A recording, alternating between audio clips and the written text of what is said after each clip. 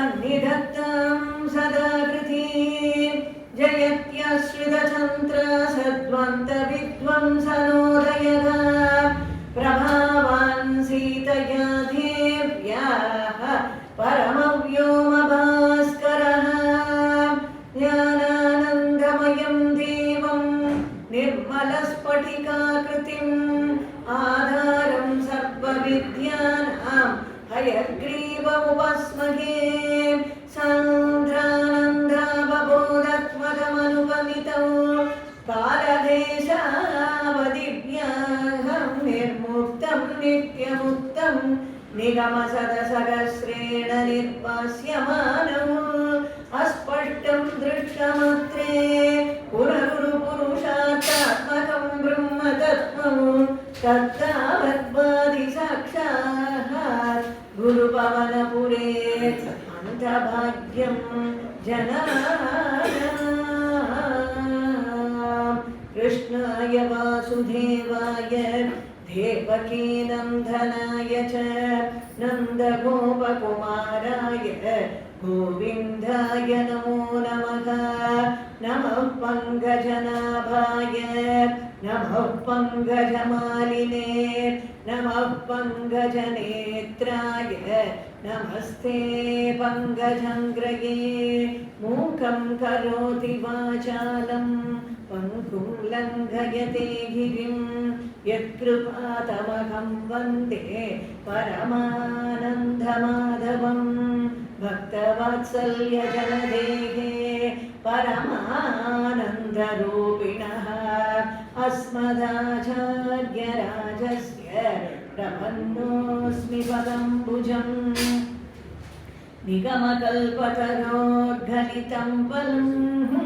सुखमुखामृतद्रवसंयुतं पिबत भागवतं रसमालयम् मुहुरहो रसिका भुवि भावुकाः नीलातुङ्गस्तनगिरितटे सुप्तमुद्बोध्य कृष्णं पारार्ध्यं स्वं श्रुतिसदसितश्चित्तमध्यापयन्ति स्वोच्छिष्टायां शजिनिगणितं याबलाकृत्य भुङ्क्ते गोधादस्यै नमयितमितं भूयये वास्तु भूयः अन्नवयल पुதுமை ஆண்டாளரங்கற்கு பண்ணு திருப்பாவை பல்பதியம் இன்னிசையால் பாடிக் கொடுத்தாள் நற்பாமாலை பூமாலை சூடிக் கொடுத்தாளைச் சொல்லு சூடிக் கொடுத்த சுடர்கொடியே தொல்பாவை பாடியருள வல்ல பல்வளையாய் நாடி நீ வெங்கடவர்க்கென்ன விதி என்ன விமாற்றம் நான் கடவா வண்ணமே நல்கு வேதத்தை வேதத்தின் சுவை பயனை விழுவிய முனிவர்கள் விழுங்கும் கோதிலின் கனியை நந்தனா கடிற்றை புகழயத்தோர் தொழுதேத்தும் மாதியை அமுதை என்னை ஆளுடை அப்பனை ஒப்பவரில்லா மாதர்கள் வாழ் மாடமாக மயிலை திருவல்லிக்கேணி கண்டேனே கல்யாண நாம விகலநிதி காபி காருண்ய சீமா நித்யாமோதா நிகமவச சம்மௌளி மந்தாரமாலா सम्पद्दिव्यामद् विजयिनः सन्निधत्तां सदा मे शैषा देवी सकलभुवन प्रार्थना कामधेनुः बुद्धिर्बलं यशोधैर्यं निर्भयत्वमरोगत अजाड्यं वाक्पटुत्वं च हनुमत्स्मरणात् भवेत् हनुमत्स्मरणात् भवेत् ஸ்ரீஹப்பதியான எம்பெருமானுடைய அனுகிரக விசேஷத்தால நம்ம எல்லாருக்கும் ஒரு பெரிய பாக்கியம். வேதாந்த தேசிக சம்பிரதாய சபால ஆச்சாரியனுடைய ஒரு சன்னதியில கோதா பிராட்டியுடைய பிரபாவத்தை ஆண்டாள் கோஷ்டியை சேர்ந்தவா மூலமாக இன்னைக்கு சிரவணம் பண்ணக்கூடிய ஒரு பாக்கியம் எல்லாருக்கும் கிடைச்சிருக்கு. அதுல அவ கிட்டத்தட்ட ஒரு 3 வருஷம்னாவே இந்த கோதாமிருதம்ங்கிற நிகழ்ச்சியை நடத்திட்டு இருக்கோம்னு சொன்னா, ஸ்திரீகள் எல்லாரும் சேர்ந்து இவ்வளவு ஒரு தர்மமான கைங்கரியத்தில் ஈடுபட்டு நடத்துறது. ஏன்னா எத்தனையோ பிறவியை தாண்டி நமக்கு மனுஷ பிறவியை பகவான் கொடுத்துருக்கார், நிமிர்ந்து நிற்கக்கூடிய ஒரு பிறவியை. அதுலேயும் அந்த பிறவி நமக்கு கிடைச்சிருக்கிறதுங்கிறது நாதனை நரசிங்கனை நவீன்றேற்றுவார் உழக்கிய பாததூளி படுதலால் இப்பாரதம் பாக்கியம் செய்ததேன்னு சொல்லக்கூடிய அளவுக்கு பல மகான்கள், பல ஆச்சாரிய சிரேஷ்டர்கள் திருவடி தூளியை பதிச்சு பதிச்சு தர்மத்தை பரப்பின இந்த ஒரு பூமியில நமக்கு அந்த பிறவியை எம்பெருமான் கொடுத்து, அதிலையும் சத்சங்கத்வே நிச்சங்கத்துவம் நிச்சங்கத்வே நிர்மலதத்துவம் நிர்மலதத்வே நிர்மோகத்துவம் நிர்மோகத்வே ஜீவன் முக்திகி பஜகோவிந்தம் பஜகோவிந்தம் கோவிந்தம் பஜ மூடமதேன்னு நல்ல சத்சங்கத்தை ஊட்டக்கூடிய தாயார் தகப்பனாருடைய ஒரு வயத்துல நல்ல ஒரு பிறவியை கொடுத்து நமக்கு இத்தனை பாக்கியங்களை சுவாமி கொடுத்துருக்காருன்னா, எல்லாத்துக்கும் மேல இன்னைக்கு சிரவண பாக்கியங்கிறது உயர்ந்த பாக்கியமா நம்ம எல்லாருக்கும் கிடைச்சிருக்கு. ஒரு 1.5 மணி காலம் நல்ல விஷயத்தை சிரவணம் பண்ணக்கூடிய பாக்கியம்னா இதெல்லாம் பகவத் சங்கல்பம் இல்லாமல் நடக்கக்கூடிய விஷயமே இல்லை. இதெல்லாம் சிரவண பாக்கியம்ங்கிறது என்ன, என்னைக்குமே சொல்றவாளை விட சிரவணம் பண்றவாளுக்குத்தான் பெருமை அதிகம். கீர்த்தனம் பண்றவாளை விட யாருக்கு பெருமைன்னா சிரவணம் பண்றவாளுக்கு தான். சிரவணேன பரீட்சித்து அவவத் வையாசகி கீர்த்தனே. சுகபிரம்மம் 7 நாள் ஸ்ரீமத் பாகவதத்தை கீர்த்தனம் பண்ணா, ஆனா அங்க பெருமை யாருக்குன்னா பரீட்சித்து மகாராஜாவுக்குத்தான் பெருமை. குழந்தை பிரஹ்லாதன் கர்ப்பத்திலேயே சிரவணம் பண்ணா, நாரதர் கையாவது உட்கார வச்சுட்டு பல விஷயங்களை அகண்டமா உபதேசம் பண்ணிட்டு இருக்கார். கர்ப்பஸ்திரியாக இருக்கிறதுனால குழந்தை பிரஹ்லாதன் கர்ப்பத்துல அதை சிரவணம் பண்ணிட்டு இருக்கார். அவரும் ராத்திரி பகல் பார்க்காம சொல்லிட்டு இருக்கார். திடீர்னு அவர் கண்ணை முடிச்சு பார்க்கிற பொழுது கையாத்து தூங்கிட்டு இருக்கா.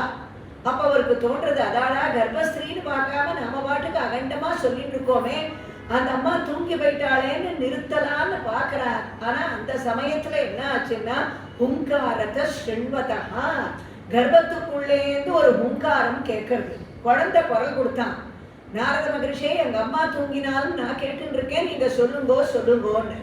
அதனால கர்ப்பத்துல கேட்டதுனால கர்ப்பஸ்ரீமான்னு பேரு பிரகலாதனுக்கு. பாகவத பரம்பரையில பிரகலாத நாரத பராசர புண்டரீக வியாசம்பரீஷ சுக சௌனக பீஷ்மதால்பியான்னு முதல்ல நிக்கிறது யாருன்னா பிரகலாதன். அதுக்கப்புறம் தான் ஆச்சாரியனான நாரதரே வரார் அந்த இடத்துல.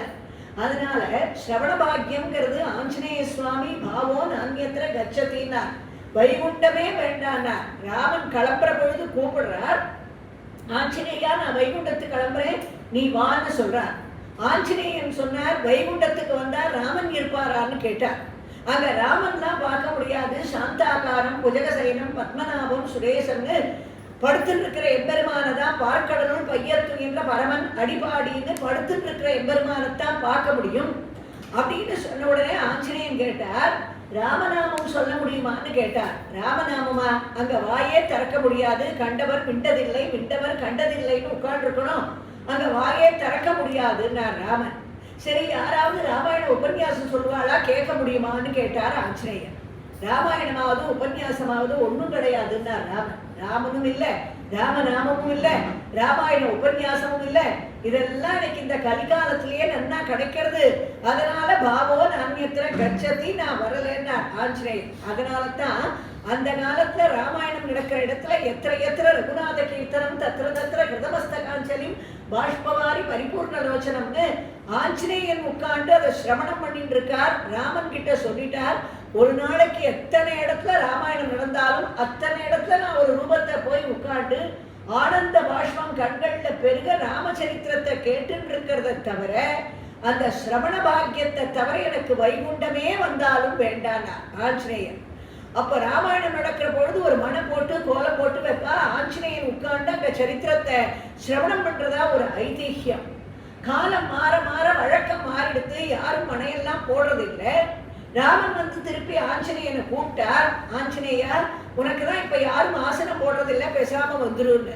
ஆஞ்சநேயன் சொன்னாரா, கலிகாலத்துல இருப்பா ரொம்ப புத்திசாலிகள், ஆசனம் போடலைன்னாலும் பரவாயில்ல, ஆசனம் போட்டாலும் நான் இப்ப அதுல உட்கார்றது இல்லை.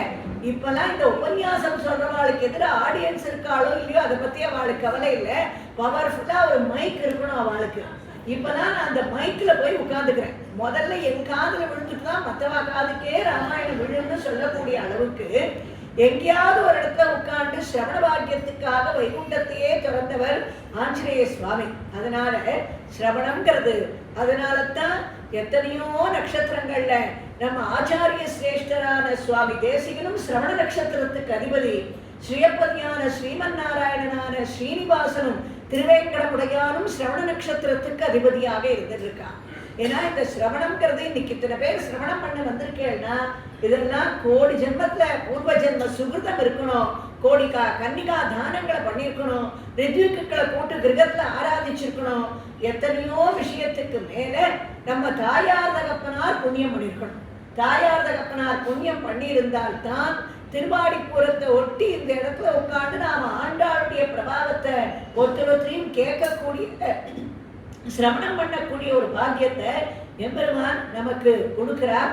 அப்படிப்பட்ட ஒரு விசேஷமான சிரவணம், கீர்த்தனம், விஷ்ணோகோ ஸ்மரணம், பாதசேவனம், அர்ச்சனம், வந்தனம், தாஸ்யம், சக்கியம், ஆத்ம நிவேதனம்னு கலிகாலத்துல நாம உய்வடையத்துக்கு நவவிதமான பக்தி மார்க்கங்கள் இருக்கு.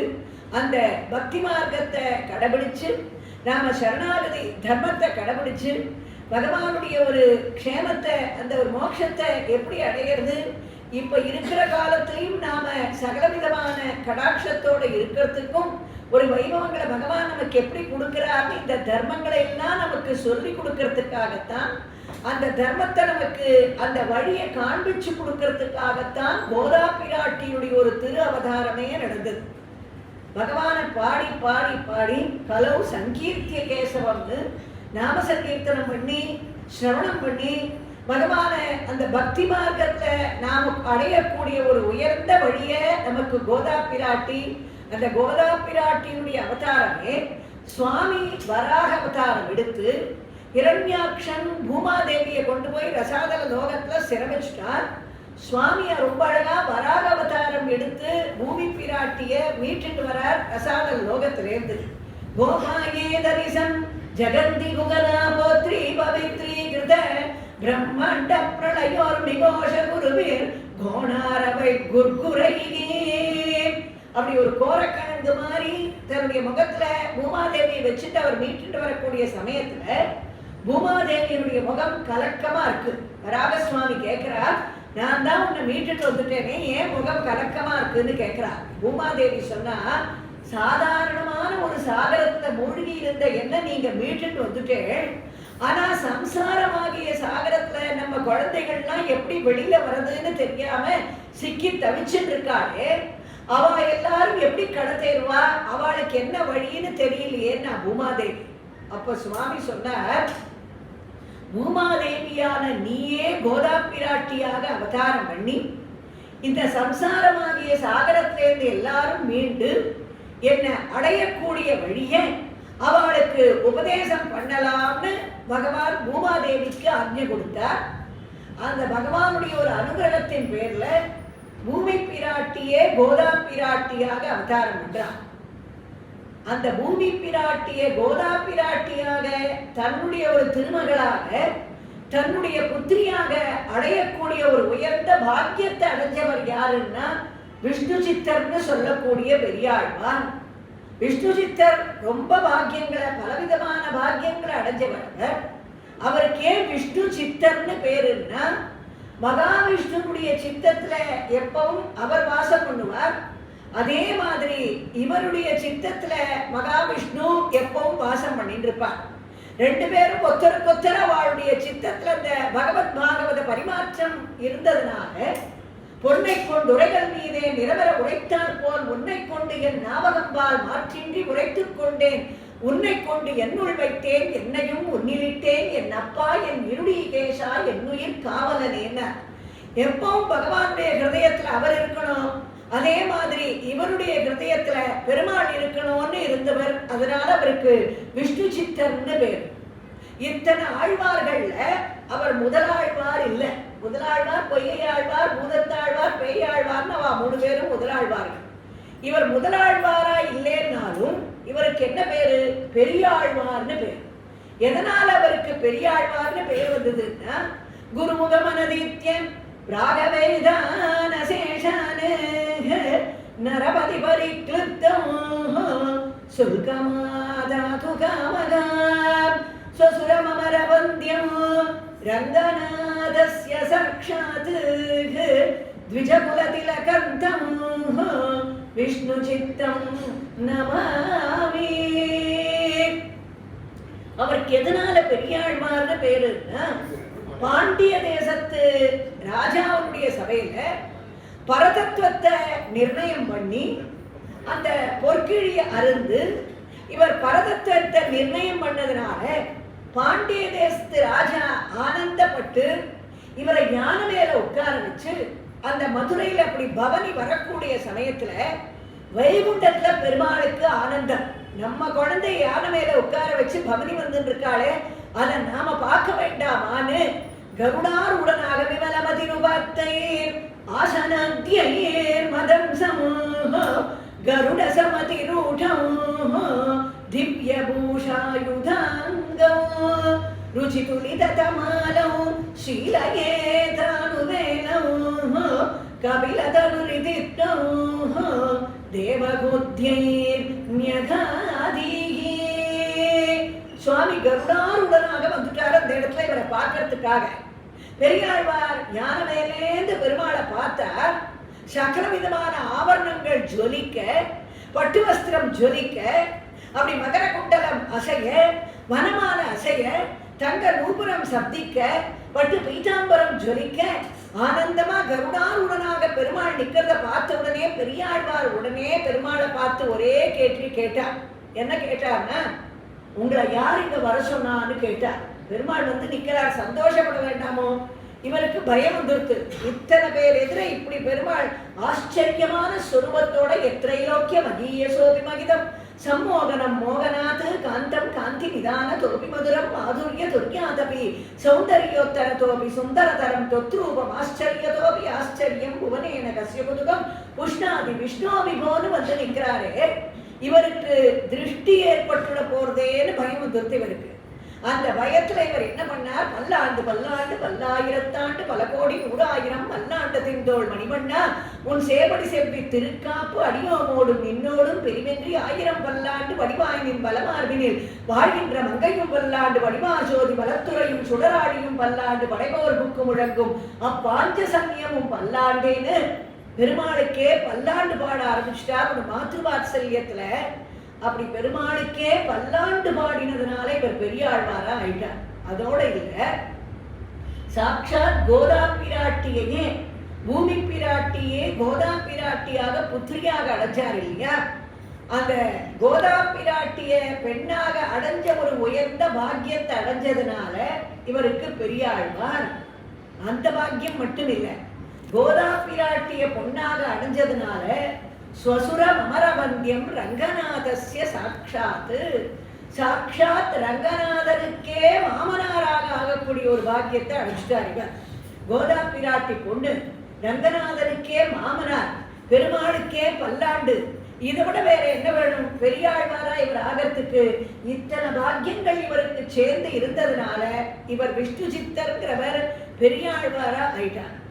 அந்த பெரியாழ்வார் ஸ்ரீவில்லிபுத்தூர்ல, ஏன்னா ஸ்ரீவில்லிபுத்தூருக்கே ஒரு உயர்ந்த பாக்கியம் உண்டு. சுவாமி தேசிகன் கோதாஸ்திரியில சொல்லியிருக்கார், திக்தக்ஷிணா விபரிபத்ரிம புண்ணியலப்யாத் சர்வோத்தரா பவதி தேவி தவாவதாராத் யத்ரைவ ரங்கபதினா பகுமான பூர்வம் நித்ராளுனா விநிகிதம் நியதா கடாக்ஷா. கோதை பிறந்த ஊர், கோவிந்தன் வாழுமூர், சோதி மணிமாடம் தோன்றுமூர், நீதியால் நல்ல பக்தர் வாழுமூர், நான்மறைகள் ஓதுமூர், வில்லிபுத்தூர் வேதக்கோனூர் பாதகங்கள் தீர்க்கும் பரமன் அடிகாட்டும் வேதம் அனைத்திற்கும் வித்தாகும் கோதமிழ் 5 அறியாத மானிடரை வையம் சுமப்பதும் பங்கு. இத்தனை பெருமைகள் அந்த ஸ்ரீவில்லிபுத்தூருக்கு நிறைஞ்சிருக்கு. திக் தக்ஷிணாவி பரிபத் திம புண்ணிய லப்யாது, தெற்கு திசை ரொம்ப பாக்கியம் பண்ணிட்டுன்னார் சுவாமி தேசிகன். ஏன் தென் திசைக்கு அவ்வளவு பெரிய பாக்கியம்? தென் திசைக்கு என்ன பாக்கியம்னா, தென் திசையில தான் ஸ்ரீவில்லிபுத்தூர் இருக்கு.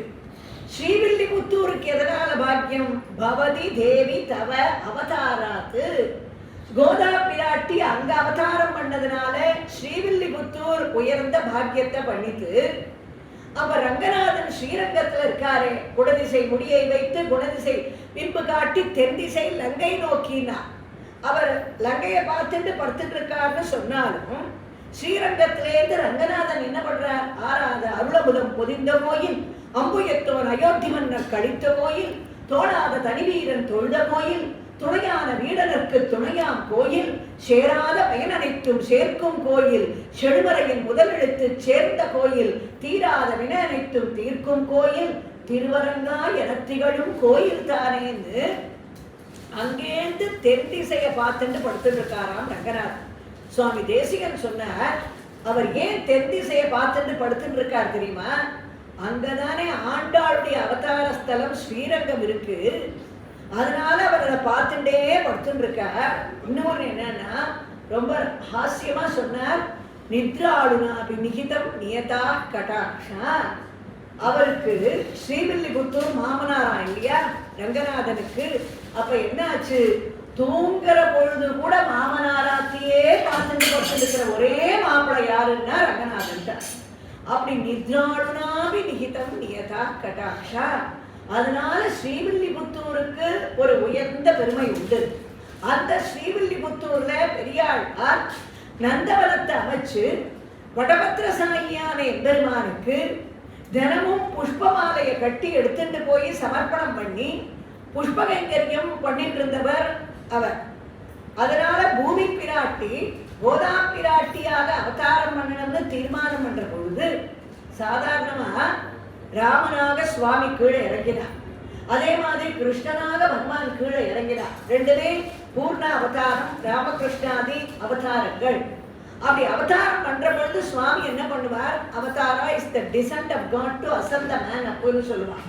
தான் கீழே இறங்கி நம்ம எல்லாரையுமே தேசாந்தரகதனான புத்திரன் பக்கலிலே பிதுர்ஹதயம் கிடக்குமா போலே சம்சாரிகள் பக்கலிலே பகவான் தான் திருவுள்ளம் குடிப்போய் அவர்களை பிரிந்தால் ஆற்ற மாட்டாதே, அவர்களோட கலந்து பரிமாறுகைக்கு கர்ண கலைவரங்களை கொடுத்து கண்காணனிற்கில் ஆணையிட்டு விளக்குவார்கள் என நினைத்து கண்ணுக்கு தோற்றாதபடி உறங்குகின்ற பிரஜையை தாய் முதுகிலே அணைத்து கொண்டு கிடக்குமா போலே அவதாரங்கள்னு நம்ம எல்லார் மேலையும் இருக்கிற வாத்சல்யத்தால சுவாமி அவதாரங்கிற பேர்ல கீழே இறங்குற பொழுது, ராமனா அவதாரம் பண்ற பொழுது நாம யாரு நமக்கு தாயார் தகப்பனார்னு ரொம்ப நாள் யோசனை பண்ணார். நாம பறக்கிற பொழுது நம்ம தாயார் தகப்பனார்லாம் நல்ல குழந்தைய தேடுவான், நம்ம வம்சத்தை காப்பாத்துற பேரை காப்பாத்துற குழந்தையா இருக்கணுமேன்னு. ஆனா பகவான் அவதாரம் பண்ற பொழுது நமக்கு ஏத்த தாயார் தகப்பனார் யாருன்னு தேடுவார். அப்படி தேடி தேடி தேடி மன்னுபுகழ் கௌசலைதன் மணிவயிறு வாய்த்தவனே கௌசல தாயார் தசரத சக்கரவர்த்தி தகப்பனார் தசரதம் கிருபம் ரோச்சயாமாச ததா தசரதம் கிருபம் பிதரம் ரோச்சயாமாச. ரொம்ப நாள் யோஜனை பண்ணி தசரத சக்கரவர்த்திய தகப்பனாரா தேர்ந்தெடுத்தார், கௌசலைய தாயாரா தேர்ந்தெடுத்தார், அயோத்திய புண்ணிய பூமியா தேர்ந்தெடுத்தார் கீழே இறங்கறதுக்கு. இக்ஷ்வாகு வம்சத்தை தேர்ந்தெடுத்தார்.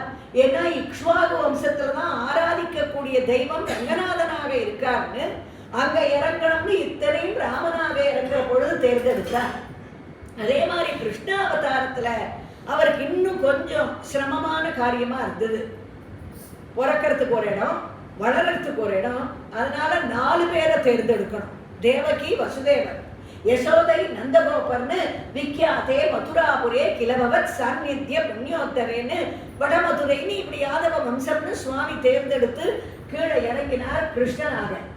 அதே மாதிரி இங்க பூமி பிராட்டி கோதா பிராட்டியாக இறங்கி வரணும் தர்மத்தை எல்லாருக்கும் உபதேசம் பண்றதுக்குன்னா அதுக்கு ஏற்ற தகப்பனார் யாருன்னா விஷ்ணு சித்தராக இருக்கக்கூடிய பெரியாழ்வார் தான் தேர்ந்தெடுத்து அங்க கோதா பிராட்டி அந்த நந்தவனத்துல அவதாரம் பண்றார். அவர் ஒரு நாள் அப்படி நந்தவனத்துக்கு புஷ்பத்தை பறிக்கிறதுக்காக போற பொழுது அங்க துளசி செடிக்கு கீழே குழந்தை அழற சத்தம் கேட்கறது. போய் பார்க்கிறார். அப்படியே தகதக தகன்னு நின்னக்கூடிய ஒரு ரூபம், அழகான குழந்தை, பூமாதேவியா குழந்தையா இறங்கியிருக்கா இல்லையா? அந்த குழந்தை அப்படி ஆஷாடே பூர்வ பல்குண்யாம் துளசி காணமோத்பமாம் பாண்டியே விஸ்வரம்பராம் கோதாம் வந்தே ஸ்ரீ ரங்கநாயகின்னு அங்க கோதா பிராட்டியினுடைய அவதாரம் திருவாடிப்பூரம் சமீபத்துல நாம கொண்டாடினோம். அதை ஒட்டிதான் இப்ப இது நடந்துட்டு இருக்கு ஆண்டாளுடைய வைபவமாக. திருவாடிப்பூரம்னு சொல்லக்கூடிய உயர்ந்த தினத்துல துளசி செடிக்கு கீழே கோதா பிராட்டியினுடைய அவதாரம் அப்படியே தூக்கிக்கிறார், அரவணைச்சுக்கிறார். அப்படியே ஏன் துளசி செடிக்கு கீழே அவதாரம்னா, துளசி செடிக்கு தான் ஒரே ஒரு பெருமை உண்டு. என்ன பெருமைன்னா, மீதி புஷ்பங்கள்னா நன்னா மீதி செடிகளுக்கெல்லாம் முளைச்சு கொஞ்ச நாள் ஆனதுக்கு அப்புறம் தான் வாசனைங்கிறது வரும். ஆனா துளசிக்கு ஒண்ணுதான் என்ன பெருமைன்னா, முளைக்கிறதுல இருந்தே வாசனையோட முளைக்கும் துளசி. அதனால அந்த துளசி செடிக்கு கீழே கோதா பிராட்டியினுடைய அவதாரம். ஏன்னா அப்படி முளைக்கிற பொழுதே குழந்தையிலேருந்தே பகவத் பக்திங்கிற வாசனையோட இருக்கக்கூடியவள் கோதா பிராட்டி. கிருஷ்ண பக்தின்ற வாசனையோடையே வளர போறவள் இல்லையா? அதனால துளசி செடிக்கு கீழே அற்புதமான அவதாரம். குழந்தைய கிரகத்துக்கு எடுத்துட்டு வர, குழந்தைக்கு கோதாங்கிற திருநாமத்தை சூட்டான். ஏன்னா அந்த பூமி பிராட்டியினுடைய ஒரு வம்சம், பூமியில கிடைச்ச குழந்தை, அதனால கோதான்னு பேரு. இன்னொரு இதுல ஒரு பெரிய விசேஷம் என்னன்னா, தீர்க்கதரிசியாக அவர் கோதா பிராட்டிக்கு கோதான்னு பேர் வச்சாரே, அதுக்கு காரணம் என்னன்னா, பின்னாடி வளர்ந்த உடனே பாசுரங்கள்ல நாம பார்த்தோம்னா, திருவேங்கடமுடையானான கோவிந்தனிடத்துல அற்புதமான ஈடுபாடு கொண்டவள் கோதா பிராட்டி. கூடாரை வெல்லும் சீர் கோவிந்தா, குறைவொன்றும் இல்லாத கோவிந்தா, இற்றை பறைகொள்வான் அன்றுகான் கோவிந்தா. கோவிந்தா திருப்பாவையினுடைய பூர்த்தியில கோவிந்தா கோவிந்தா கோவிந்தான்னு 3 தடவை அந்த திருநாமத்தை நாம திருப்பாவையில பார்க்கலாம். ஆண்டாள் காண்பிச்ச உயர்ந்த தர்மம் அந்த கோவிந்தங்கிற திருநாமத்தை சொல்லி சரணாகதி பண்ணுங்கோ. இற்றைக்கும் 7 பிறவிக்கும் உந்தன்னோடு உற்றோமே யாவோ உமக்கே ராமாட்சைவோம். அந்த சரணாகதி எம்பெருமான் ஏத்துக்கிறார். திருப்பாவையில பார்க்கிறோம். கோளரி மாதவன் கோவிந்தன் என்பானோர் காளை புகுத கனாக்கண்டேன் தோழினான். வாரணமாயிரத்துல அந்த பகவான் என்ன கல்யாணம் பண்ணிக்கிறதுக்கு கோவிந்தனாக கம்பீரமா காளமாரி நடந்து வரான்னு அங்க கோவிந்தனை கூப்பிடுறா. மலைக்கு திருவேங்கட மலைக்கு மேகங்களை தூதா அனுப்புறா. மலையானை போல் எழுந்த மாமுகில்கள் வேங்கடத்தை பதியாக வாழ்வீர்கள். பாம்பனையான் வார்த்தையன்னே கதியென்றும் தான் என்று கருதியதோர் பெண்ணுறுத்தியை வதை செய்தான் என்னும் சொல் வையகத்தார் மதியாரே. அப்படி பின்னாடி பார்த்துட்டு போனா நாச்சியார் திருமொழியில திருப்பாவையிலாம் அத்தியந்த ஈடுபாடு யார்கிட்டேன்னா திருவேங்கடமுடையானான எம்பெருமானிடத்துல கோவிந்தா கோவிந்தான். அதனால பெரியாழ்வார் என்ன பண்ணார், பேர் வைக்கிற பொழுதே ரொம்ப அழகா கோவிந்தாங்கிற திருநாமத்தினுடைய முதல் அக்ஷரம் கோ, கடைசி அக்ஷரம் தா. அதனால அந்த 2 அக்ஷரத்தையும் சேர்த்தார் கோவிந்தாங்கிற திருநாமத்திலேருந்து. ஏன்னா அது உயர்ந்த திருநாமம். கோவிந்தங்கிற திருநாமம் கிருஷ்ணாவதாரத்துல கோவர்தனகிரிய தூக்கி 7 நாள் கொடையாக பிடிச்சு ஸ்நேகைஸ்துதைஸ்துவாம் சுரபிப்பயோபிகி கோவிந்த நாமாங்கிதமப்யசிஞ்சன். இந்திரனுடைய அந்த மழையிலேருந்து அவளை காப்பாற்றுறதுக்காக கோவர்தனகிரிய சுண்டு வரல குன்று குடையாய் எடுத்தாய் குணம் போற்றின்னு 7 நாள் கொடையா பிடிச்சு பசுமாடு கண்ணுக்குட்டி எல்லாத்தையும் ஒரு கையால தடவி கொடுத்து பயப்படாதீங்க நான் இருக்கேன்னு அத்தனை பேரையும் ரட்சிச்சு 7 நாள் இவர் கொடையாக பிடித்ததுனால அந்த கோவர்தனகிரி நினைச்சது என்ன நினைச்சதுன்னா, 7 நாள் சுண்டு வரல கிருஷ்ணன் நம்மளை தாங்கினானே, இவனுக்கு நாம ஏதாவது நன்றி கடனை செலுத்தணுமே, ஏதாவது கைமாறு பண்ணணுமே, என்ன பண்றதுன்னு யோசனை பண்ணி 7 நாள் கிருஷ்ணன் இந்த மலையை தாங்கினதுனால கலிகாலத்துல 7 மலை ரூபமாக அந்த ஸ்ரீனிவாசனான எம்பெருமான அதே கோவர்தனகிரி வந்து தாங்கி இருக்கு.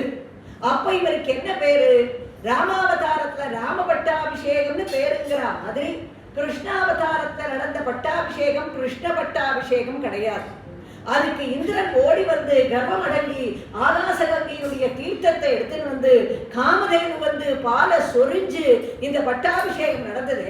அதுக்கு என்ன பட்டாபிஷேகம்னு பேரு, கோவிந்த பட்டாபிஷேகம்னு பேரு. பட்டத்திரி சொன்னார் நாராயணியத்துல கோவிந்த பட்டாபிஷேகம் கூட இல்லாது கோவிந்த நாமாங்கிதம் அபியசிஞ்சன்னு கோவிந்தங்கிற திருநாமத்துக்கு பட்டாபிஷேகம் நடந்தது கிருஷ்ணாவதாரத்துல. அதனால உயர்ந்த திருநாமம் அந்த கோவிந்தன்கிற திருநாமம். அது ஆண்டாள் நமக்கு பல இடங்கள்ல காமிச்சு கொடுத்திருக்கா. அந்த கோவிந்தன்கிற திருநாமம் உயர்ந்த திருநாமம்ங்கிறத அந்த திருநாமத்துல அவ ஈடுபட்டதுனால அந்த திருநாமத்தினுடைய முதல் அக்ஷரம் கோ, கடைசி அக்ஷரம் தா, ரெண்டையும் சேர்த்தார்.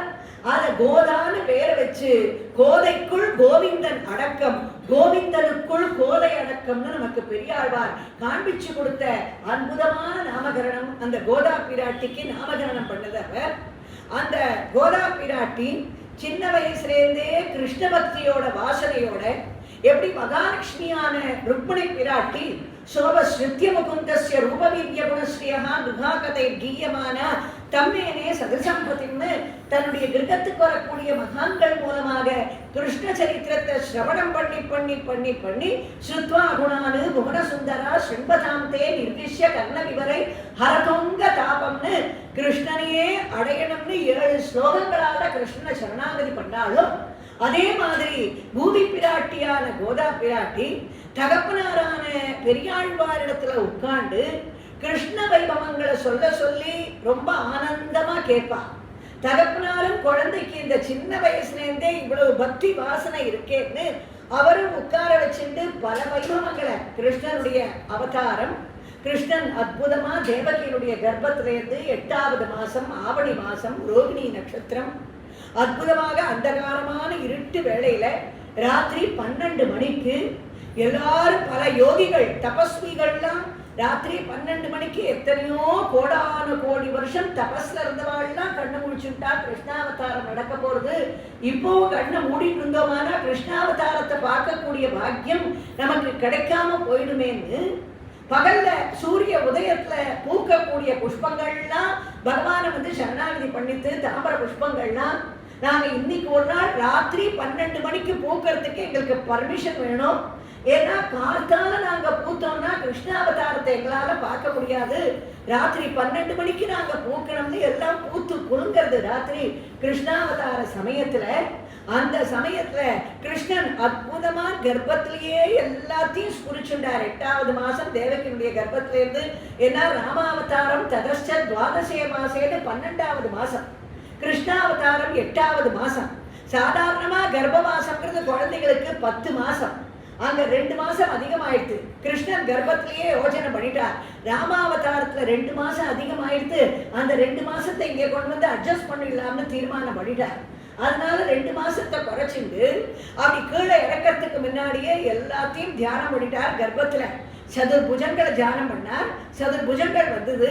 அதுல குட்டி குட்டியா சங்கு சக்கர மரணம்னு தியானம் பண்ணார். பஞ்சாயுதங்கள் ஒரு கிராமத்துல விளையாடுற குழந்தை ஒரு ஈர்க்குச்சியில வேப்பங்காயை கோத்துட்டு நின்றா எப்படி இருக்குமோ அதே மாதிரி பஞ்சாயுதங்களும் குட்டி குட்டி குட்டி குட்டியா கிருஷ்ணன் கையில எல்லாம் வந்துருது. கர்ப்பத்துல கஸ்தூரி திலகம் வந்தாச்சு, கிரீடம் வந்தாச்சு, வனமாலை வந்தாச்சு, வைஜெயந்தி மாலை வந்தாச்சு. ஒரு 2 முழத்துல இடுப்புல ஒரு பட்டு பீதாம்பரம் வந்து சுத்தின்றது, காலில் தங்க நூபுரம் வந்து சுத்தின்றது. எல்லாத்தையும் ஸ்புரிச்சார். ஏன்னா நாம பிறக்க போறோம், ஒருத்தி மகனாய் பிறந்து ஓரிரவில் ஒருத்தி மகனாய் ஒழித்து வளர்ந்துன்னு கிளம்பிட போறோம். அதனால அம்மா என்ன நினைப்பா, தேவகி குழந்தை பிறந்ததே உடனே கிளம்பிடுத்தே, அதுக்கு ஒரு செயினை போட்டு பார்த்துருக்கலாமே, ஒரு ட்ரெஸ்ஸை போட்டு பார்த்துருக்கலாமேன்னு அம்மாவுக்கு வருத்தம் ஏற்படும் இல்லையா? அம்மாவுக்கு அந்த வருத்தம் எல்லாம் இருக்கவே கூடாது. அதனால பிறக்கச்சேயே சர்வ அலங்காரத்தோட பிறந்து தேவகிக்கு எல்லாத்தையும் காமிக்கணும்னு தீர்மானம் பண்ணி, ஏன்னா கிருஷ்ணாவதாரங்கிறது பரீட்சித்துக்கு சுகபிரம்மம் கிருஷ்ணன் இறங்குற பொழுது சொல்றார் பரீட்சித்து, கிருஷ்ணாவதார ஸ்லோகத்தை நான் சொல்ல போறேன். இந்த கிருஷ்ணாவதார ஸ்லோகத்தை ரொம்ப புண்ணியம் பண்ணி இருந்தா தான் இந்த ஸ்லோகம் காதுல விழும். அதனால நீ போய் கங்கையில ஸ்நானம் பண்ணிட்டு பயபக்தியோட வந்து என் எதிர உட்காருன்னார். பரீட்சித்து வந்து உட்கார்றா. பரீட்சித்து கிட்ட சொல்றார், உன்னுடைய வம்சத்தையே காப்பாத்தினவனுடைய ஒரு ஜனன ஸ்லோகத்தை நான் இப்ப சொல்ல போறேன். உன்னை கர்ப்பத்திலேயே ரட்சிச்சவன், கர்ப்பத்துல ரட்சிச்சதோட இல்லாம என் எதிர உட்கார்ந்து நீ பாகவத சப்தாகத்தை சிரவணம் பண்ணக்கூடிய பாக்கியத்தை உனக்கு கொடுத்தவன்.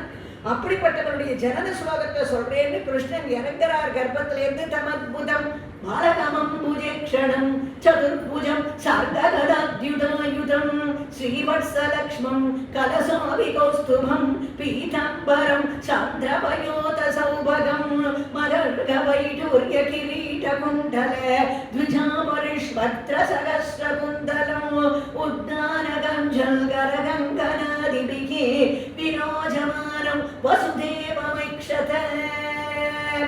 இத்தனை பெரிய ஸ்லோகத்தை சொன்ன உடனே பரீட்சித்து கேட்டார் சுகபிரம்மத்தை பார்த்து, கிருஷ்ணாவதாரம் ஆயிட்டா இல்லையான்னு கேட்டார். உடனே சொன்னார் சுகபிரம்மம், இவ்வளவு பெரிய ஸ்லோகத்தை சொல்லியிருக்கேன், கிருஷ்ண சந்தனம் ஆயிட்டா இல்லையான்னு கேட்கிறீப்பா? இல்ல, நீங்க சொன்ன ஸ்லோகத்துல ஒரு இடத்துல கூட கிருஷ்ணங்கிற பேரே வரலையேன்னா. சுகபிரம்மம் சொன்னார், அப்பா ஆரம்பத்தையே சொல்லிட்டனே, தமத்புதம், அற்புதம் கீழே இறங்கிட்டுன்னு சொன்னனே, அப்படின்னா கிருஷ்ணன் தானே அர்த்தம். அற்புதம் வேற, கிருஷ்ணன் வேறையா? கிருஷ்ணன்னா அற்புதம், அற்புதம்னா கிருஷ்ணன். ஏன்னா என் கிருஷ்ணன் பிறந்தது அற்புதம். பிறந்த இடத்துல இருக்காம வேற இடத்துல நந்தகோகுலத்துல போய் வளர்ந்தது அற்புதம். வளர்ந்த இடத்துல லீலைகளால எல்லாரையும் மயக்கினது அற்புதம். குழந்தையிலேயே பூதனை சகடாசுரன் திருடாவர்த்தன் பெரிய பெரிய அசுரால வதம் பண்ணது அற்புதம். அங்க வளர்ற பொழுது பலவிதமான லீலைகளால எல்லாரையும் மயக்கி தாயாரிடத்துல தாமோதரனாக கட்டுப்பட்டது ஒரு அற்புதம். ராசக்கிரீடை காளிங்க நர்த்தனம்னு உயர்ந்த லீலைகளால எல்லாரையும் மயக்கினது அற்புதம். அக்ரூரர் அந்த கிருஷ்ணனை அழைச்சிட்டு போனது அற்புதம். யமுனா நதியில அக்ரூரருக்கு விஸ்வரூபத்தை காண்பிச்சது அற்புதம். கம்சனை வதம் பண்ணது அற்புதம். சமுத்திரத்துக்கு நடுவுல துவாரகைன்னு நகர சிருஷ்டி பண்ணி அந்த துவாரகையில தன்னை சரணாகதி பண்ணி வந்த ருக்மிணியை அழைச்சிட்டு வந்து கல்யாணத்தை பிரமாதமா நடத்தினது அற்புதம். ஒருபடி அவளுக்காக குச்சேலனுக்கு சகல ஐஸ்வர்யங்களையும் கொடுத்தது அற்புதம்.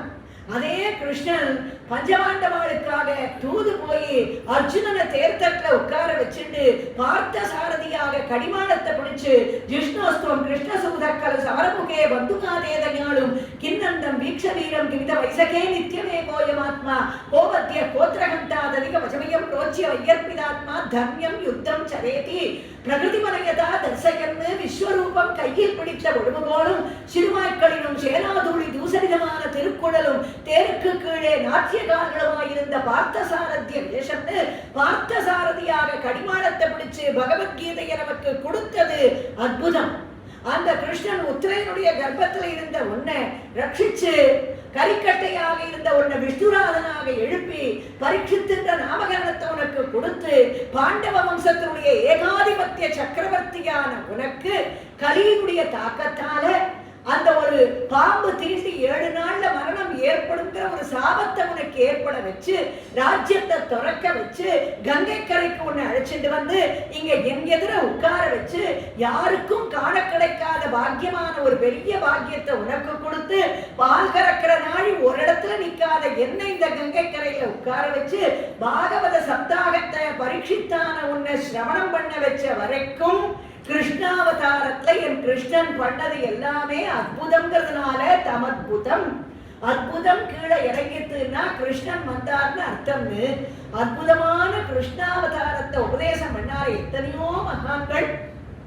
கிருஷ்ணாவதாரத்தை அவாவா பாவத்துல பிரமாதமா அவாவா அனுபவிச்சிருக்கா. சுவாமி தேசிகன் கிருஷ்ணனுக்கு ஜாதகமே எழுதினார். அதை சிதறேன் तिष्ठपञ्चक्रगोश्चे स्वदेविमलगानां वैजयन्त्यां जयन्त्यां निखिलभुवनपद्मक्लेशनिद्राभिरामो दिनकरमनपायं தேவகி பூர்வசந்தியாம். ஸ்ரீ ஜெயந்தின்னு சொல்லக்கூடிய உயர்ந்த தினத்துல வைஜெயந்தி மாலை அணிஞ்சுண்டு 5 கிரகங்கள் உச்சத்துல இருக்கக்கூடிய சமயத்துல ரிஷப லக்னத்துல என் கிருஷ்ணன் அவதாரம் பண்ணான்னு சொல்ற பொழுது அவர் என்ன சொன்னார்னா தினகர வனபாயம் தேவகி பூர்வசந்தியாம். கிருஷ்ண சூரியன் அவதாரம் பண்ணானா சுவாமி தேசிகன். அப்ப எல்லாரும் அவரை பார்த்து ஒரு சந்தேகம் கேட்டா, கிருஷ்ண சூரியனா? கிருஷ்ணன் அவதாரம் பண்ணது எந்த வம்சம்? சந்திர வம்சம். எத்தனை மணிக்கு? ராத்திரி 12 மணிக்கு. சந்திர வம்சத்துல ராத்திரி 12 மணிக்கு அவதாரம் பண்ண கிருஷ்ணன் கிருஷ்ண சந்திரன் சொல்லணும், நீங்க கிருஷ்ண சூரியன்னு சொல்லிருக்கேன்னு கேட்டான். சுவாமி தேசிகன் கேட்டார், ராமன் எந்த வம்சம்னு கேட்டார். சூரிய வம்சம்னா எத்தனை மணிக்கு அவதாரம் பண்ணார்? மத்தியானம் 12 மணிக்கு அவதாரம் பண்ணார். அவர் நீங்க எல்லாம் என்ன கூப்பிடுறேன்? ராமச்சந்திரன்னு கூப்பிடுறோம். சூரிய வம்சத்துல மத்தியானம் 12 மணிக்கு அவதாரம் பண்ண ராமனை நீங்கள்லாம் ராமச்சந்திரன்னு கூப்பிடலான்னா, சந்திர வம்சத்துல ராத்திரி 12 மணிக்கு அவதாரம் பண்ண கிருஷ்ணனை கிருஷ்ண சூரியன்னு கூட்டா என்ன தப்பு? தினகர வனபாயம் தேவகி பூர்வ சந்தியாம், தேவகியுடைய கர்ப்பத்திலேருந்து கிழக்கு திசையிலேருந்து சூரியன் உதிக்கிற மாதிரி தேவகி பூர்வ சந்தியாம் ஆவிர்பூதம் மகாத்மனகா. அதாவது தேவகி பரமானந்தம் கிருஷ்ணம் வந்தே ஜெகத்குரும், ஜெகத்குருவாக இந்த லோகத்தினுடைய அஜ்ஞானத்தை நிவர்த்தி பண்ணக்கூடிய ஒரு கிருஷ்ண சூரியனாக என் கிருஷ்ணன் கீழே இறங்கினான்னா சுவாமி தேசிகன் சொல்ற பொழுது, அப்படிப்பட்ட உயர்ந்த கிருஷ்ணாவதார வைபவங்களை எல்லாம், பலவிதமான லீலைகளை எல்லாம் தகப்பனாரான பெரியாழ்வார் இடத்துல காளிங்க நர்த்தனம் பண்ண அழகு.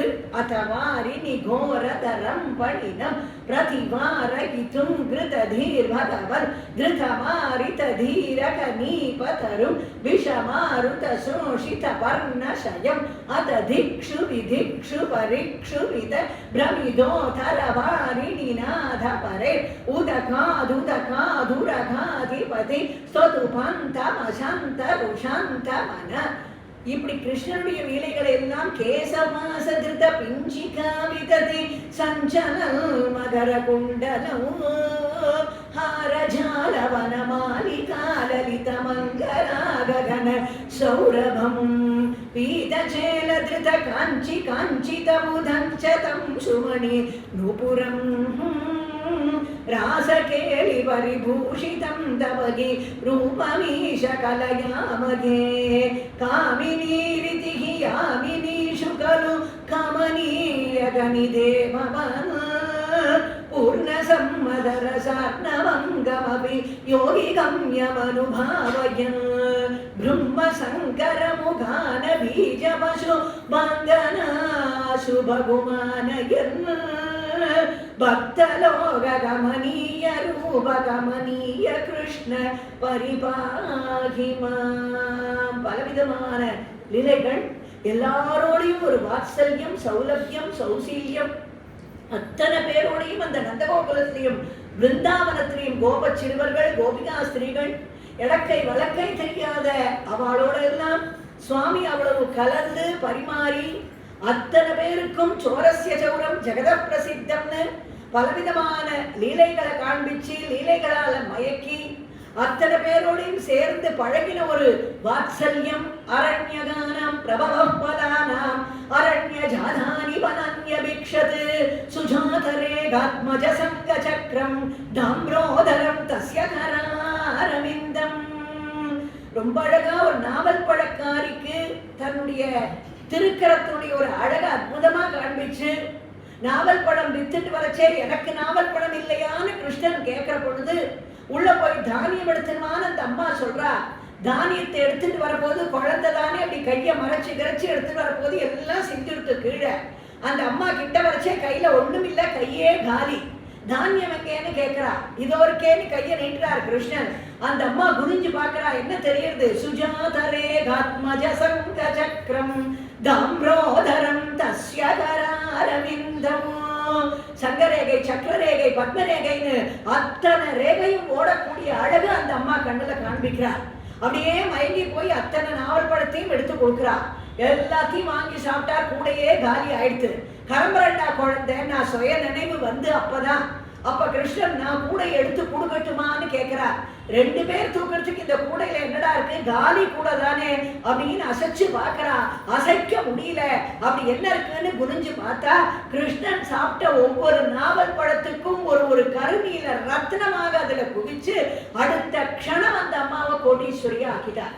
அப்படி எல்லாரோடையும் பழகின ஒரு சௌலபியம் கிருஷ்ணத்துல இருந்ததுன்னா இதெல்லாம் பெரியாழ்வார் கிருஷ்ண வைபவங்களமா பெரியாழ்வார் சொன்ன மாதிரி அந்த கிருஷ்ண வைபவங்களை ஒரு மாத்ருவாத்சல்யத்துல அத்தனை பாசுரங்களையும் அவர் வண்ணமாடங்கள் திருக்கோட்டியோர் கண்ணன் கேசவன் நம்பி பிறந்தினில் என்னை சுண்ணம் எதிர்தில் தூவிட கண்ணன் முற்றம் கலந்தவராயிற்றே ஓடுவார் விழுவார் உகந்தாரிப்பார் நாடுவார் நம்பினான் எம்பூத்தான் என்பார் பாடுவார்களும் வரை கொட்ட நின்று ஆடுமார்களும் ஆயிற்று ஆய்ப்பாடியே வேணிச்சீருடை பிள்ளை பிறந்தினில் காணத்தாம் புகுவார் புக்கும் போதுவார் ஆடப்பாரி மன்னேர் இல்லை கால் திருவோணத்தான் உலகானது என்பார்களே உரியை முற்ற துருட்டி நின்று ஆடுவார் நன்மை பால் செய்ய நன்றாக தூவார் செரிமண் கூந்தலமிடத்திலை தெங்கும் அறிவழிந்தனர் ஆய்ப்பாடியாயனே மாணிக்கங்கட்டி வைரவிடை கட்டி ஆணி பொன்னால் செய்த வண்ண சிறு தொட்டில் வேடி உனக்கு பிரமன் விடுத்தான் மாணி குரலனே தானேலோ வையமனந்தானே தானேலோ. இந்த வைபவங்களை எல்லாம் கேட்டு கேட்டு கேட்டு கேட்டு கோதா பிராட்டி தானும் கிருஷ்ணனிடத்துல ஒரு அத்தியந்த ஈடுபாடு. அதுல என்ன ஆயிடுச்சுன்னா இந்த குணங்கள், கிருஷ்ணனுடைய குணங்கள், பலவிதமான வைபவங்கள், இதெல்லாத்தையும் சிரவணம் பண்ணி பண்ணி பகவத் குணத்துல ஆழங்கால் படாம யாராவது இருக்க முடியுமா? स्वाभाविकान अधिकातिशय ज्ञान बल ऐश्वर्य वीर्य शक्ति तेजस सौशील्य वात्सल्य मार्दवार्च वसौगार्थ साम्य कारुण्य माधुर्य चातुर्य स्थैर्य धैर्य शौर्य पराक्रम सत्य नाम सत्य संकल्प कृति प्रकृतज्ञदादि असंख्येय कल्याण गुणगणौ कमगार्णवा किरीट मकुट चूटावचन समकर कुंडल ग्रैमेयकहार केयूर कटक श्रीवत्स कौस्तुभ मुक्ता दामोदर वन्दन पीतांबर कांची गुण नूपुराद अपरिमित दिव्यभूषण सत्यधाम सत्य संकल्प कृति प्रकृतज्ञदादि असंख्येय कल्याण गुणगणौ कमगार्णवा अखिल स्वामिन् अस्मत् स्वामिन् त्वत्पादार विन्दयुगणं शरणमहं प्रपद्ये. இந்த குணங்களால ஆழங்கால் பட்டு என்ன கோதா பிராட்டி தீர்மானம் பண்ணினால்னா, நாம அடைஞ்சா கிருஷ்ணனையே கண்ணனையே நாதனாக அடையணும் அப்படின்ற ஒரு தீர்மானத்துக்கு வந்தா, அது எப்படி கண்ணனை அடைகிறதுன்னு யோசனை பண்ற பொழுது கோபிகா ஸ்திரீகள்லாம் சதா சர்வகாலமும் கிருஷ்ணனிடத்திலேயே ஆழங்கால் பட்டு இருக்கான்னு கோபர்களுக்கு கோபம் வந்து அவ எல்லாரையும் கொண்டு போய் சிறைச்சாலையில் அடைச்சு நீங்க இனிமே கிருஷ்ணனையே நினைக்க கூடாதுன்னு அடைச்சு வச்சுட்டா எல்லாரையும். அப்போ கிருஷ்ணனுக்கு கோபம் வந்துருச்சு. தன்னுடைய பாகவதோத்தமாளுக்கு ஒரு கஷ்டம் வந்துருத்தேன்னு அங்க ஒரு சுபிக்ஷமே இல்லாத பண்ணிட்டார். மழையே பெய்யல, கடும் பஞ்சம் வந்துருத்து ஆயபாடியில. அதனால தங்களுடைய தப்ப உணர்ந்த கோபர்கள் இவா எல்லாரையும் விடுதலை பண்ணி இவா கிட்ட நீங்க கிருஷ்ணனையே கடகனாக வச்சுண்டு நீங்க ஒரு நோன்பு நோத்து காத்தியாயினி விரதம் இருந்து ஒரு க்ஷேமத்தை ஏற்படுத்தி கொடுக்கணும்னு சொல்ல, அதே மாதிரி அவளும் இருந்தாலே அந்த ஒரு க்ஷேமத்துக்காக ஞாபகம் வந்தது. நாமளும் நோன்பு நோத்தா என்ன, நாமும் காத்தியாயினி விரதம் இருந்து நோன்பு நோற்று கண்ணனை அடையலாம் கோபிகா ஸ்திரீகள் மாறின்னு கோதா பிராட்டி தீர்மானம் பண்றான். அதே சமயத்துல ஆண்டாள்ங்கிற ஒரு திருநாமம் அற்புதமாக ஏற்பட்டது. ஏன்னா தினமும் புஷ்பலிங்கரையும் பண்ணிட்டு இருந்தார் இல்லையா பெரியாழ்வார். ஒரு நாள் அவர் மாலையை கட்டி வச்சிருக்கக்கூடிய சமயத்துல கோதா பிராட்டி இந்த மாலையை பார்த்தா, ரொம்ப அழகா இருக்க இந்த மாலை, இதை நாம போட்டுட்டா எப்படி இருக்கும்னு நினைச்சுண்டு அதை எடுத்து தான் போட்டுட்டு பாக்குறான். இன்னைக்கும் ஸ்ரீவில்லிபுத்தூர்ல கண்ணாடி கிணறுன்னு உண்டு, அதுல போய் குனிஞ்சு தன்னழகு பார்த்துக்கிறா கோதா பிராட்டி. ஆஹா இது ரொம்ப அழகா இருக்கேன்னு அழகு பார்த்துட்டு அதை கழட்டி வச்சு விடுறா. பெரியாழ்வாரும் இது தெரியாம மாலை எடுத்துட்டு போறார். ஆனா அர்ச்சகர் அதுல கேசம் இருக்குன்னு சொல்லி அதை சாத்தாம திருப்பி கொடுத்துடுறார். இன்னைக்கு புஷ்பகைங்கரியம் நின்று போயிடுத்தேன்னு இவர் மனசுல வேதனையோட, ஆகாரம் இல்லை தூக்கம் இல்லை வேதனையோட படுத்துட்டு இருக்கார். மறுநாள் இதே மாதிரி கோதா பிராட்டி மாலை எடுத்து போட்டுக்கிற பொழுது இவர் கவனிச்சுக்கிறார். குழந்தைய கோச்சுக்கிறார். அம்மா பெருமாளுக்கு சாத்தினதை வேணா பிரசாதமா நாம எடுத்துக்கலாமே தவிர நாம சாத்தினதை எப்படிமா பிரசாதமா பகவானுக்கு கொண்டு போய் கொடுக்க முடியும்? இப்படி பண்ணிட்டியே புஷ்பகைங்கரியம் 2 நாளா நின்று போயிடுத்தேன்னு வருத்தத்துல அவர் அப்படி கண்ணசந்திருக்கிற பொழுது பெருமாளே அஸ்ரீரியாக அவருக்கு சொல்ல, கோதா பிராட்டி சாத்திட்ட மாலை தான் எனக்கு ரொம்ப உகந்த மாலை, அதனால தினமும் கோதைக்கு சூட்டின மாலையே எனக்கு கொண்டு வந்து நீங்க சாத்தலாம்னு பெரியாழ்வாரிடத்துல சொல்ல, சூடி கொடுத்த சுடர்கொடிங்கிற திருநாமத்தோட கோதா பிராட்டியினுடைய சாத்திட்ட அந்த மாலையை தினமும் வடபத்திரசாயியான எம்பெருமான் ஏத்துண்டார் ஸ்ரீவில்லிபுத்தூர்ல. இன்னைக்கும் திருமலையில பிரம்மோற்சவ காலத்துல பெருமாளுக்கு பிரம்மோற்சவம் நடக்கிற பொழுது கருட சேவை அன்னைக்கு ஒரு நாள் திருமலை ஸ்ரீ வேங்கடவனுக்கு மூலவர்கிட்டேந்து அத்தனை கோடி பெருமானம் உள்ள ஆபரணம் எல்லாம் உற்சவருக்கு அன்னைக்கு வெளியில வந்துடும். அன்னைக்கு ஒரு நாள் மட்டும் கருட சேவை அன்னைக்கு எல்லா ஆபரணங்களும் மூலவரிடத்துல இருந்து உற்சவருக்கு சாத்திடுவா. அத்தனை ஆபரணங்களையும் உற்சவர் சாத்திட்டு புறப்பாடுக்கு காத்துட்டு இருப்பார். எதுக்குன்னா ஸ்ரீவில்லிபுத்தூர்ல இருந்து அந்த கருட சேவை அன்னைக்கு ஆண்டாள் சாத்தின்ற மாலை திருமலையப்பனுக்கு அன்னைக்கு வந்து சேரும். அந்த காலங்கள்ல போக்குவரத்து வசதி எல்லாம் ஒண்ணும் கிடையாது. இந்த காலத்துல என்ன, காட்டால கிளம்பினா சாயங்காலம் வந்து சேர்ந்துடலாம் மாலை எடுத்துண்டு. போக்குவரத்து வசதி இல்லாத காலத்துல அர்ச்சகால் ஸ்ரீவில்லிபுத்தூர்ல இருந்து திருமலைக்கு கருட சேவை அன்னைக்கு மாலை எடுத்துட்டு கிளம்பினாள்னா ஒரு நாள் 2 நாள் ஆகும் வந்து சேர்றதுக்கு. அப்படி கொண்டு வந்து திருமலையில கொடுக்கிற பொழுது அர்ச்சகால் அதை வாங்கி பிரிச்சாள்னா எப்படி இருக்கும் அந்த மாலைன்னா, அப்பதான் ஆண்டாள் கிட்ட இருந்து கலஞ்சா மாதிரி அவ்வளவு ஃப்ரெஷ்ஷா இருக்கும் அந்த மாலை. கோதா பிராட்டியினுடைய மாலைக்கு அந்த பெருமை உண்டு. அர்ச்சகால் இன்னைக்கும் கருட சேவை அன்னைக்கு அந்த மாலையை வாங்கி அதை திருவேங்கடமுடியாருடைய திருத்தோள்ல அதை சமர்ப்பணம் பண்ணதுக்கு அப்புறம்தான் புறப்பாடே கருட சேவையினுடைய புறப்பாடே நடக்கும் திருமலையில. அப்படிப்பட்ட உயர்ந்த பெருமை கோதா பிராட்டியினுடைய மாலைக்கு உண்டு. இன்னைக்கும் அந்த கிளிக்கு உண்டு. என்னடி சொருடு பாலமுதூட்டி எடுத்த என் கோலக்கிளியை உன்னோட தோழமை கொள்வன் குயிலே உலகளந்தான் வரக்கூமாய்.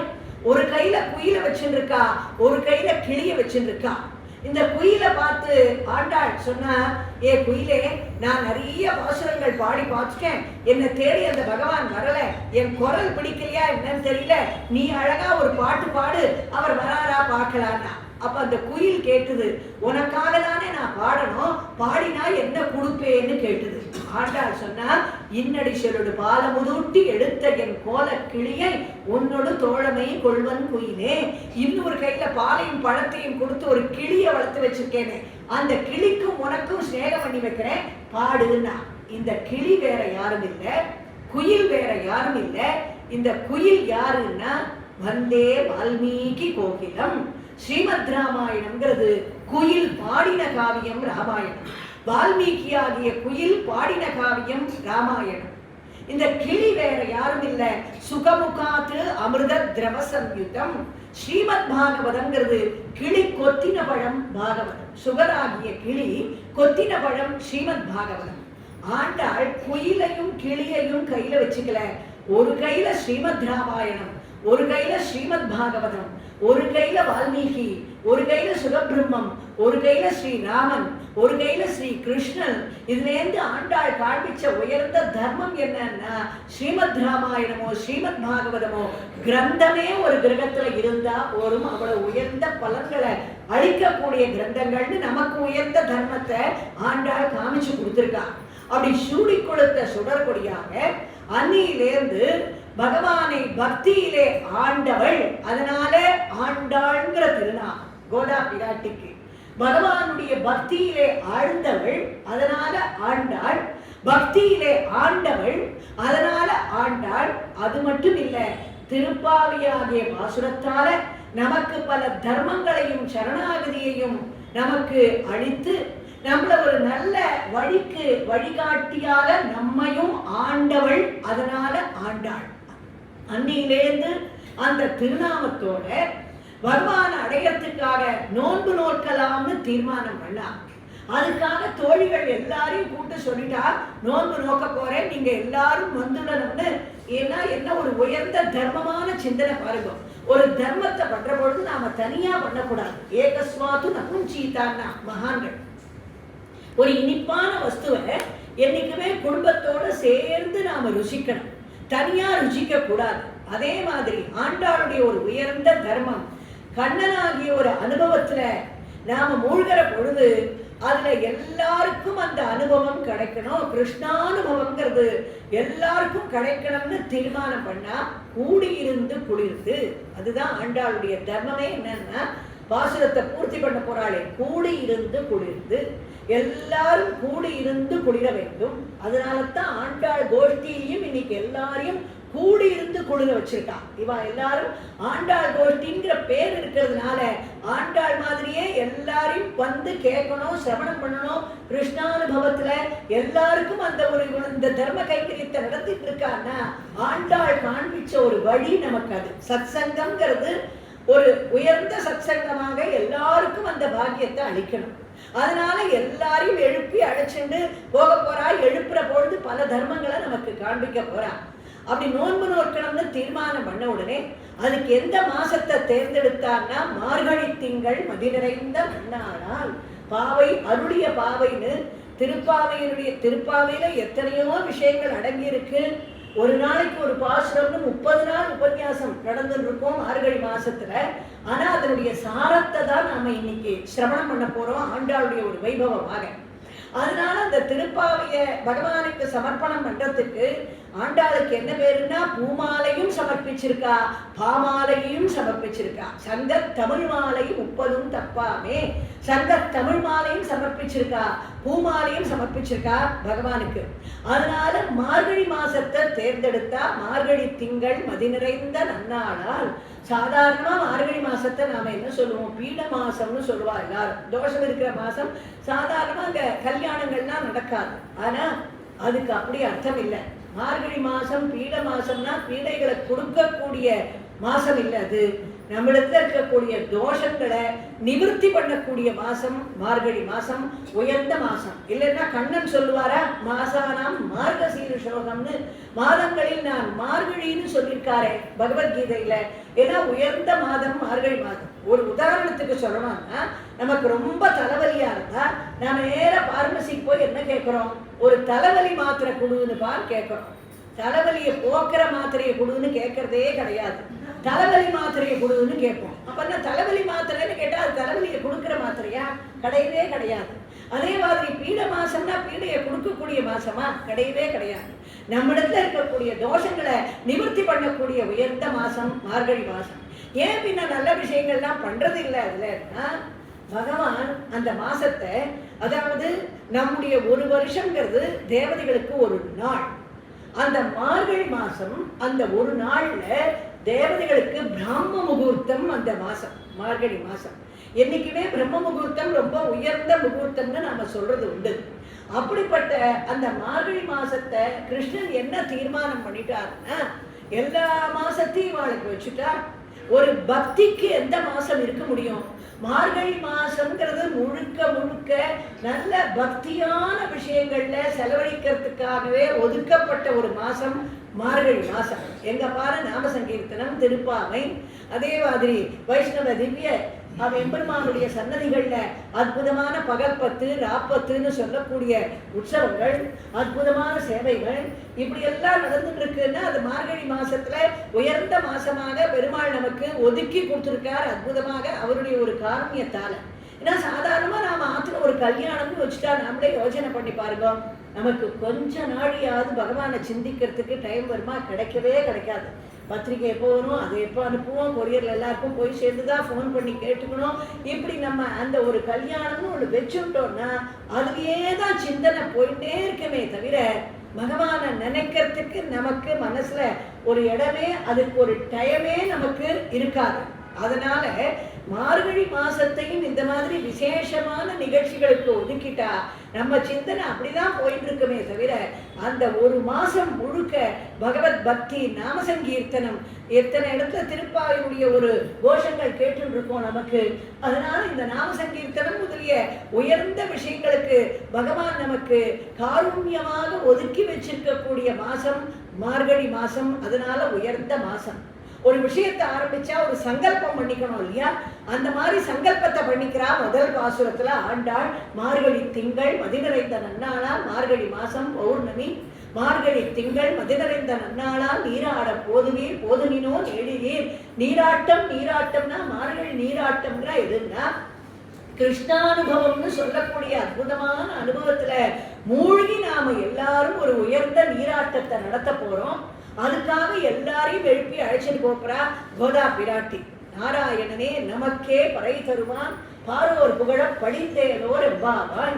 30 பாசுரம் திருப்பாவை. கோதை பிறந்த ஊர், கோவிந்தன் வாழுமூர், சோதி மணிமாடம் தோன்றுமூர், நீதியால் நல்லபக்தர் வாழுமூர், நான்மறைகள் ஓதுமூர், வில்லிபுத்தூர், வேதக்கோனூர், பாதகங்கள் தீர்க்கும் பரமன் அடிகாட்டும் வேதம் அனைத்துக்கும் வித்தாகும் கோதிதமிழ் ஐந்தும் அறியாத மானிடரை வையம் சுமப்பதும் வம்பு.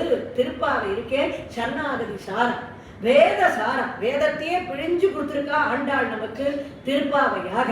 பரமன் அடி காட்டும்னா பரமனை காட்டும்னு சொல்லல. நம்ம சம்பிரதாயத்துல எது நமக்கு விசேஷம்? சர்வ தர்மான் பரித்யஜ்ய மாமேகம் சரணம் பிரஜ அகம் துவா சர்வபாவேபியோ மோக்ஷயிக்ஷ்யாமி மாசுஜா. அதாவது எல்லாத்தையும் விட்டு பகவானுடைய திருவடியை போய் பத்தணும். சாதாரணமா நாம கோயிலுக்கு போனா பகவானுடைய திருவடியிலேருந்து திருமுடி பர்யந்தம் சேவிக்கணும். திருமுடியிலேருந்து திருமுடி பர்யந்தம் சேவிக்கிறதுல பிரயோஜனம் கிடையாது. முதல்ல திருவடியைத்தான் பத்தணும். அந்த தர்மத்தை ஜனக மகாராஜா காண்பிச்சார் ஸ்ரீமத் ராமாயணத்துல. ராமன் எதிர நின்ற உடனே ராமனை வர்ணிக்கணும்னு ஆரம்பிக்கிறார். ராமனை வர்ணிக்கணும்னு ஆரம்பிச்சவர் முதல்ல எதை வர்ணிச்சார்னா ராமனுடைய திருவடியை வர்ணிச்சார். ராமனுடைய திருவடியை வர்ணிக்கிறார், நடையழக வர்ணிக்கிறார். கஜ சிம்ம கதி வீரம் சார்தூல ரிஷபோபம்னு யானை மாதிரியும் சிம்மம் மாதிரியும் புலி மாதிரியும் காண மாதிரியும் நடக்கக்கூடிய நடையழகத்தான் முதல்ல வர்ணிச்சார். அதனால பகவானுடைய திருவடியினுடைய அழகுலத்தான் ஆழங்கால் படணும். தசரத சக்கரவர்த்தி ராமனுடைய நடையழகுல ஆழங்கால் பட்டார். இத்தனை அழகு இருக்கே ராமனுக்கு. தயரதன் புதல்வன் என்பார், தாமரை கண்ணன் என்பார், புயலவன் மேனி என்பார், பூவையும் பொருவும் என்பார், மனுடை துலகம் என்பார், மானுடன் நல்லன் என்பார், மைவண்ண நறுங்குஞ்சி குழல் பின் தாழ மகரம் சேர் குழையிடுபாடு இலங்கியாட எய்வண்ண வெஞ்சிலையே இருவராய் வந்தார் என் முன்னே நின்றார் கைவண்ணம் தாமரை வாய்க்கமலம் கண்ணினையும் அரவிந்தம் அடியுமகுதேவி. இத்தனை அழகு இருந்தாலும் அவர் எதுல ஈடுபட்டார்னா வா போகுவா இன்னம் ஒரு கால் கண்டு போனார் ஆழ்வார். தசரதர் ராமனை வான்னு கூப்பிடுவார். ராமன் தகப்பனாரை சேவிச்சுட்டு கையை கூப்பிட்டு என்னப்பான்னு நிற்பார். ஒண்ணுமில்லேன்னு ஏற இறங்க பார்த்துட்டு ஒண்ணுமில்ல ராம வருவதான் கூட்டேன் போ. ராமன் கொஞ்ச தூரம் போயிருக்க மாட்டார். மறுபடியும் இந்த தசரதர் ராமனை வா, திரும்பியும் ராமன் வருவார், தகப்பனாரை சேவிச்சுவார், கையை கூப்புவார், என்னப்பான்னு கேட்பார். ஒண்ணுமில்ல ராமா வருவதான் கூட்டேன் போ. ராமன் கொஞ்ச தூரம் போன உடனே இன்னம் ஒரு கால் கண்டு போ, இன்னும் ஒரே ஒரு தடவை என்னை பார்த்துட்டு போப்பா. எதுக்காக? என்னதான் சொல்றத கேட்கிற பிள்ளையா இருந்தாலும் இப்படியா ஒரு தகப்பனார் அலக்கழிப்பார்? வா போன்னு. எதுக்காகனா ராமன் வரப்போது யானை மாதிரி நடந்து வரார், போற போது புலி மாதிரி நடந்து போறார், வரும்போது சிம்மம் மாதிரி நடந்து வரார், போற போது காளை மாதிரி நடந்து போறார். அந்த நடையழக ரசிச்சாராம் தகப்பனாரான தசரத சக்கரவர்த்தி. அதனால பகவானுடைய திருவடியினுடைய அழக பரமன் அடி காட்டும். சரணாகதி கிரந்தம் இல்லையா இது? பகவானுடைய திருவடியை நமக்கு காட்டினவள் யாருன்னா ஆண்டாள். அப்படிப்பட்ட உயர்ந்த வேதம் அனைத்துக்கும் வித்தாகும். வேதத்தையே பிழிச்சு கொடுத்திருக்கா. சரணாகதி சாரமாக பகவானுடைய திருவடியை நமக்கு காண்பிச்சு கொடுத்திருக்கா.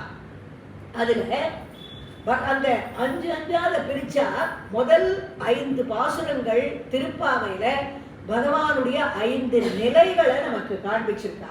பரம், வியூகம், விபவம், அந்தர்யாமி, அர்ச்சைன்னு சொல்லக்கூடிய 5 நிலைகள் முதல் 5 பாசுரத்துல. பரம்னா ஏஷ நாராயண ஸ்ரீமான் க்ஷீரார்ணவ நிகேதனகா நாக பர்யங்க முஸ்ரிஜ்ய ஆகதோ மதுராபுரிகின்னா. மேல வைகுண்டத்துல இருந்தார். அதுக்கப்புறம் கொஞ்சம் கீழே பார்க்கடலுக்கு இறங்கினார். அங்கேருந்து கீழே அவதாரங்கள்ன்ற பேர்ல கீழே இறங்கினார். விபவாவதாரங்கள்னு இப்படி சுவாமி படிப்படிப்படியா கீழே இறங்கினாரே. அந்த 5 நிலைகளை நமக்கு ஆண்டாள் உணர்த்தினதுதான் முதல் 5 பாசுரம். அதுல முதல் பாசுரத்துல நாராயணனே நமக்கே பறை தருமான். சரணாகதி எங்க ஆரம்பிச்சது பாருங்க. நாராயணனே நமக்கே. எத்தனை இடத்துல அந்த ஏகாரத்தை போட்டிருக்க ஆண்டாள். முதல் பாசுரத்துல ஏகாரம் இருக்கே, அந்த ஏகாரம்ங்கிறது பகவான சரணாகதி பண்ணுவதற்கு உண்டான அக்ஷரம் அந்த ஏகாரம். ஏவம் துர்லப்ய வஸ்துன்யபி சுலபதயா ஹஸ்தலப்தே யதன் யத் தன்வா வாசா தியவா பஜதி பத ஜனஹா க்ஷுத்ரதைவ ஸ்புடேயோ ஏதே தாவத்வயம் து ஸ்திரதர மனசா விஸ்வபீடா பகத்யை நிசேஷாத்மானவேனோ குருபவனபுராதீசம் ஏவ ஆஸ்ரயாமக.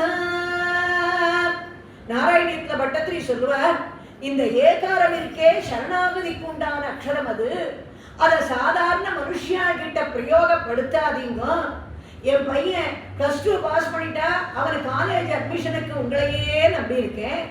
காலேஜ் முடிச்சாச்சு ஒரு நல்ல எம்ப்ளாய்மெண்ட் கிடைக்கணும், உங்களையே நம்பி இருக்கேன். எல்லாத்தோட இந்த காலத்துல ஒரு நல்ல பொண்ணு கிடைக்கிறது கஷ்டமா இருக்கு, உங்களையே நம்பி இருக்கேன். இப்படி ஒண்ணுத்துக்கும் மனுஷாங்கத்துல போய் இந்த ஏகாரத்தை பிரயோகப்படுத்தாதீங்கன்ட்டா மகான்கள். இந்த ஏகாரம்ங்கிறது பகவான சரணாகதி பண்ணுவதற்கு உண்டான ஒரு அக்ஷரம். அதை காண்பிச்சு கொடுத்தவள் ஆண்டாள் கோதா பிராட்டி. நாராயணனே நமக்கே பறை தருவான். ஏகாரத்துல ஆரம்பிக்கிறது திருப்பாவ, முடிகிறது ஏகாரத்துல உற்றோமே யாவோம் உமக்கே நாமாட் செய்வோம். ஏகாரத்துல ஆரம்பிச்சு ஏகாரத்துல முடிச்சு சரணாகதி கிரந்தமாக திருப்பாவ நமக்கு கொடுத்திருக்கா கோதா பிராட்டி. அதுல நாராயணனே நமக்கே பறை தருவார். பரதத்துவ ஸ்வரூபம், வைகுண்டத்துல இருக்கிற ஸ்வரூபம், ஸ்ரீயப்பதியான ஸ்ரீமன் நாராயணனாக வைகுண்டத்துல இருந்திருக்காரு. அந்த பரதத்துவத்தை நமக்கு முதல் பாசுரத்துல காண்பிச்சுட்டா. அடுத்ததாக யூகம், அதை எப்படி காண்பிச்சா அடுத்த பாசுரத்துல, பார்க்கடலுள் பைய துயின்ற பரமன் அடிபாடி. பார்க்கடல், அந்த பார்க்கடலுக்கு சுவாமி கீழே இறங்கியாச்சு. 2வது பாசுரத்துல அந்த வியூகம்ங்கிற நிலையை நமக்கு 2வது பாசுரத்துல காண்பிச்சுட்டான். 3வதாக அடுத்ததாக இருக்கக்கூடியது விபவம்னு சொல்லக்கூடிய அவதாரங்கள். கீழே இறங்கினார் இல்லையா, நம்மளோட கலந்து பரிமாறுகைக்கு நமக்கு நம்மள மேலே ஏற்றி விடுறதுக்காக சுவாமி, அதுக்கு அவதாரம்னு பேர். அதை ஆரம்பிச்சா ஓங்கி உலகளந்த உத்தமன் பேர்பாடி. அவதாரத்துல கோதா பிராட்டியான ஆண்டாள் ரொம்ப ஆழங்கால் பட்டது எதுன்னா திரிவிக்ரம அவதாரம். வாமனனாக வந்து இரக்கமன் கொடுத்தவர்க்கு இரக்கம் ஒன்றுமின்றியே பறக்க வைத்தளந்து கொண்ட வர்பவாத நல்லையேன்னு சுவாமி வந்து 3 அடி மண்ண தானமாக கேட்டு திரிவிக்ரமனாக வளர்ந்து எல்லா லோகத்தையும் அளந்தாரே. அந்த ஓங்கி உலகளந்த உத்தமன் பேர்பாடி. ஆண்டாள் தர்மத்தை ஆரம்பிச்சுட்டா இந்த இடத்துலதான், இந்த பாசுரத்துல உத்தமனை பாடின்னு சொல்லல. ஆண்டாள் உத்தமன் பேர்பாடின்னா பேர பாடல். ஏன்னா பகவானை விட பகவானுடைய நாமத்துக்குத்தான் பெருமை அதிகம். பெருமாளை விட எதுக்கு பெருமை அதிகம்னா ராமனை விட ராம நாமத்துக்கு பெருமை. அதை காண்பிச்சவர் யாருன்னா வால்மீகி. ராமன் பட்டாபிஷேகம் பண்ணினார், 11,000 வருஷங்கள் ராஜபரிபாலனம் பண்ணார். ராமோ ராமோ ராமயதி பிரஜானாம் அபவங்கதாக ராமபூதம் ஜெகதபூது ராமே ராஜ்யம் பிரசாசதி. 11,000 வருஷம் அயோத்தி எப்படி இருந்தது? எங்க திரும்பினாலும் ராமநாமம், ராமநாம கோஷம் கேட்டுட்டே இருக்கும் அயோத்தியில. ராமன் அயோத்தியை பரிபாலனம் பண்ணார். அயோத்தி ஜனங்கள் ராம பக்தியாகிய சாம்ராஜ்யத்தை பரிபாலனம் பண்ணினார். அப்ப ராமராஜ்யம் சுபிக்ஷமா இருந்தது. ராமராஜ்யம் சுபிக்ஷமா இருந்ததுன்னா அதுக்கு ராமன் காரணம் இல்லைன்னார் வால்மீகி. காரணம் எதுன்னா ராமநாமம். அங்க எங்க பாரு ஒழிச்சுட்டு இருந்ததே அந்த ராமநாமம் காரணம். ராமகிருஷ்ண பரமஹம்சர் சொன்னார், ஆஞ்சநேய சுவாமி சுந்தர காண்டத்துல சமுத்திரத்தை தாண்டனம்னு கிளம்பினார். அப்படி கிளம்பினவர் என்ன பண்ணார்? முஷ்டியை மடக்கினார், 2 காலையும் அழுத்தினார் மந்திரமலையில. ராம்னு சொன்னார், அந்த பக்கம் போய் சேர்ந்துட்டார். ராமகிருஷ்ண பரமஹம்சர் சொன்னார், ராமா 2 பேருக்கு சமுத்திரத்தை தாண்ட வேண்டிய நிலைமை ராமாயணத்துல ஏற்பட்டது.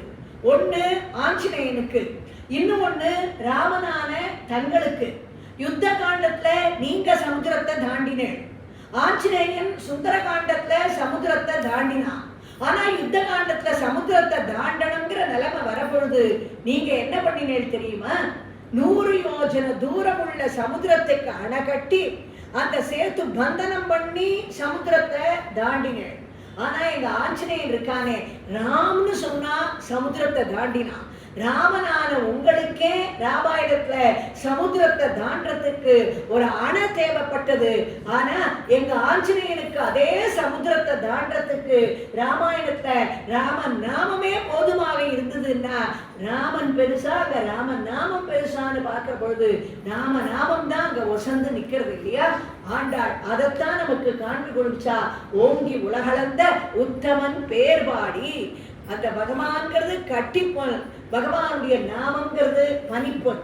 என்னைக்குமே தங்கத்தை அப்படியே கட்டியா நம்ம எங்கேயான கையில் எடுத்துட்டு போனா அது எதான சோபிக்குமோ? சோபிக்கவே சோபிக்காது. அதை கொடுத்து அதை ஒரு ஆபரணமா பண்ணிட்டு செயினாவோ வளையலாவோ மோதிரமாவோ பண்ணி போட்டுட்டாதான் அது சோபிக்கும். அதனால பகவானுக்கு பெருமை கிடையாது. அவர் கட்டி பகவானுடைய திருநாமம் இருக்கே, அந்த அந்த பொண்ணை ஒரு ஆபரணமா மாத்திரமே, அதுதான் பகவானுடைய திருநாமம். அது பனிப்பொன். அந்த பனிப்பொண்ணுக்கு தான் என்னைக்குமே சோபை அதிகம். ஓங்கி உலகளந்த உத்தமன் பேர் பாடி பகவானுடைய திருநாமத்தை பாடும். அந்த திருநாமத்தை யாரான சொல்ல மாட்டாளா தானே சுவாமி எதிர்பார்த்து காத்துட்டு இருக்கார். பகவானுக்கு ராமனை சொல்வா கதஞ்சித்து உபகாரேன ஹிருதயனைக்கேன துஷ்யத்தின்வா. ஒரு சின்ன உபகாரம் பண்ணாலும் ராமன் அதை மறக்கவே மாட்டாராம். கடைசி வரைக்கும் சொல்லிட்டு இருப்பாராம். பகவானுக்கு நாம என்ன உபகாரம் பண்ண முடியும்? அந்த நாமத்தை சொல்றதை தவிர நாம என்ன உபகாரம் பண்ண முடியும்? நாமத்தை சொல்ல மாட்டாளான்னு தானே அவரும் வைகுண்டத்துல உட்காந்து எதிர்பார்த்துட்டு காத்துட்டு இருக்கார். என் ஊரை சொன்னாய், என் பெயரை சொன்னாய், என் அடியார்களை நோக்கினாய், அவர்கள் விடாதீர்த்தாய், அவர்கள் ஒதுங்க நிழலை கொடுத்தாய் என்று இவ்வாறு சிலவற்றை ஏறிட்டு மணிமாங்காயிட்டுன்னு காத்துட்டு இருக்கார் வைகுண்டத்துல உட்காந்து. ஒருத்தர் ஸ்ரீரங்கம் போறதுக்காக ராக்ஃபோர்ட் ட்ரெயின்ல எங்கூர்ல உட்காந்து இருக்கார் சென்னையில. அப்ப அவர் ஃப்ரெண்டு ஒருத்தர் எதுக்கும் ஸ்டேஷனுக்கு வந்தவர் இவர் ட்ரெயின் உள்ள பார்த்துட்டார். அவரை பார்த்து கேட்கிறாரு, எங்கடா கிளம்பிட்டேன்னு கேட்கிறார். உடனே அவர் சொன்னார், ஸ்ரீரங்கத்துக்கு கிளம்பிட்டேன்னா. அவ்வளவுதான். வைகுண்டத்துல பெருமாள் உட்காந்து என்ன பண்ணார், அந்த ட்ரெயின்ல ஒருத்தன் உட்கார்ந்து இருக்கானே அவன் லெட்ஜர் எடுத்து வாங்கோன்னார். எதுக்குன்னு கேட்டா அவனுக்கு புண்ணியத்துல ஒரு கிரெடிட் கொடுக்கணும்னாரா சுவாமி. இப்ப எதுக்கு அவனுக்கு புண்ணியம்னு கேட்டா, என் ஊரை சொன்னான். ஸ்ரீரங்கிறது பூலோக வைகுண்டம், ஸ்ரீரங்கம் என்னுடைய க்ஷேத்திரத்தோட பேரு. அதனால அதோட பேரை சொல்லிட்டா அவனுக்கு புண்ணியத்தை கொடுக்கணும். உடனே அந்த ஃப்ரெண்டு கேட்டார், ஸ்ரீரங்கத்துல என்ன விசேஷம்னு கேட்டார். உடனே இவர் சொன்னார், நாளைக்கு என் ஃப்ரெண்டு ரங்கநாதனுக்கு கல்யாணம்னா. பெருமாள் பார்த்தார், திருப்பி எடுத்துனுவாங்கடான்னா. எதுக்குன்னு கேட்டா, அவர் ரங்கநாதன் என் பேரை சொல்லிட்டான், அதுக்கு ஒரு புண்ணியத்தை கொடுக்கணும்னா. அவன் ரங்கநாதன் உங்க பேரை சொல்லல, அவன் ஃப்ரெண்டு பேரை சொன்னா, ஆனா அவசியமா எதுக்கு அவர் புண்ணியம் இல்லான்னு கேட்டான். உடனே சுவாமி சொன்னாராம், அவன் ஃப்ரெண்டு பேரை சொன்னாலும் பரவாயில்ல, எனக்கும் அந்த ஊர்ல ரங்கநாதன் தான் பேரு.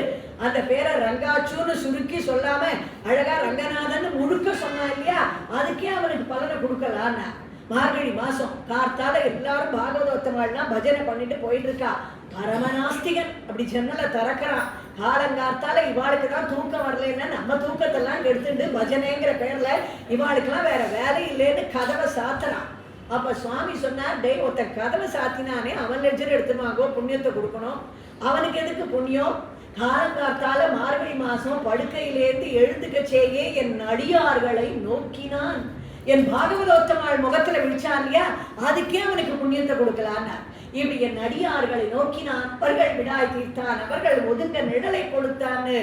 எதை பண்ணாலும் தன்னுடைய விஷயமாக பண்ணதாக வைகுண்டத்துல உட்கார்ந்து அது குழந்தைக்கு நாராயணான்னு பேரை வச்சு அஜாமிழன் மாதிரி குழந்தைய கேட்டால் கூட அந்த குழந்தைய எத்தனை தடவை நாம நாராயணான்னு கூப்பிடுறோமோ அத்தனை தடவை தன்னை கூட்டதான் மேல உட்கார்ந்து புண்ணியத்தை கொடுக்குறாரா சுவாமி நமக்கு. அதனாலதான் குழந்தைகளுக்கு பகவன் நாமாவை சொல்லி பேரை வைக்கணும்னு சொல்லுவா.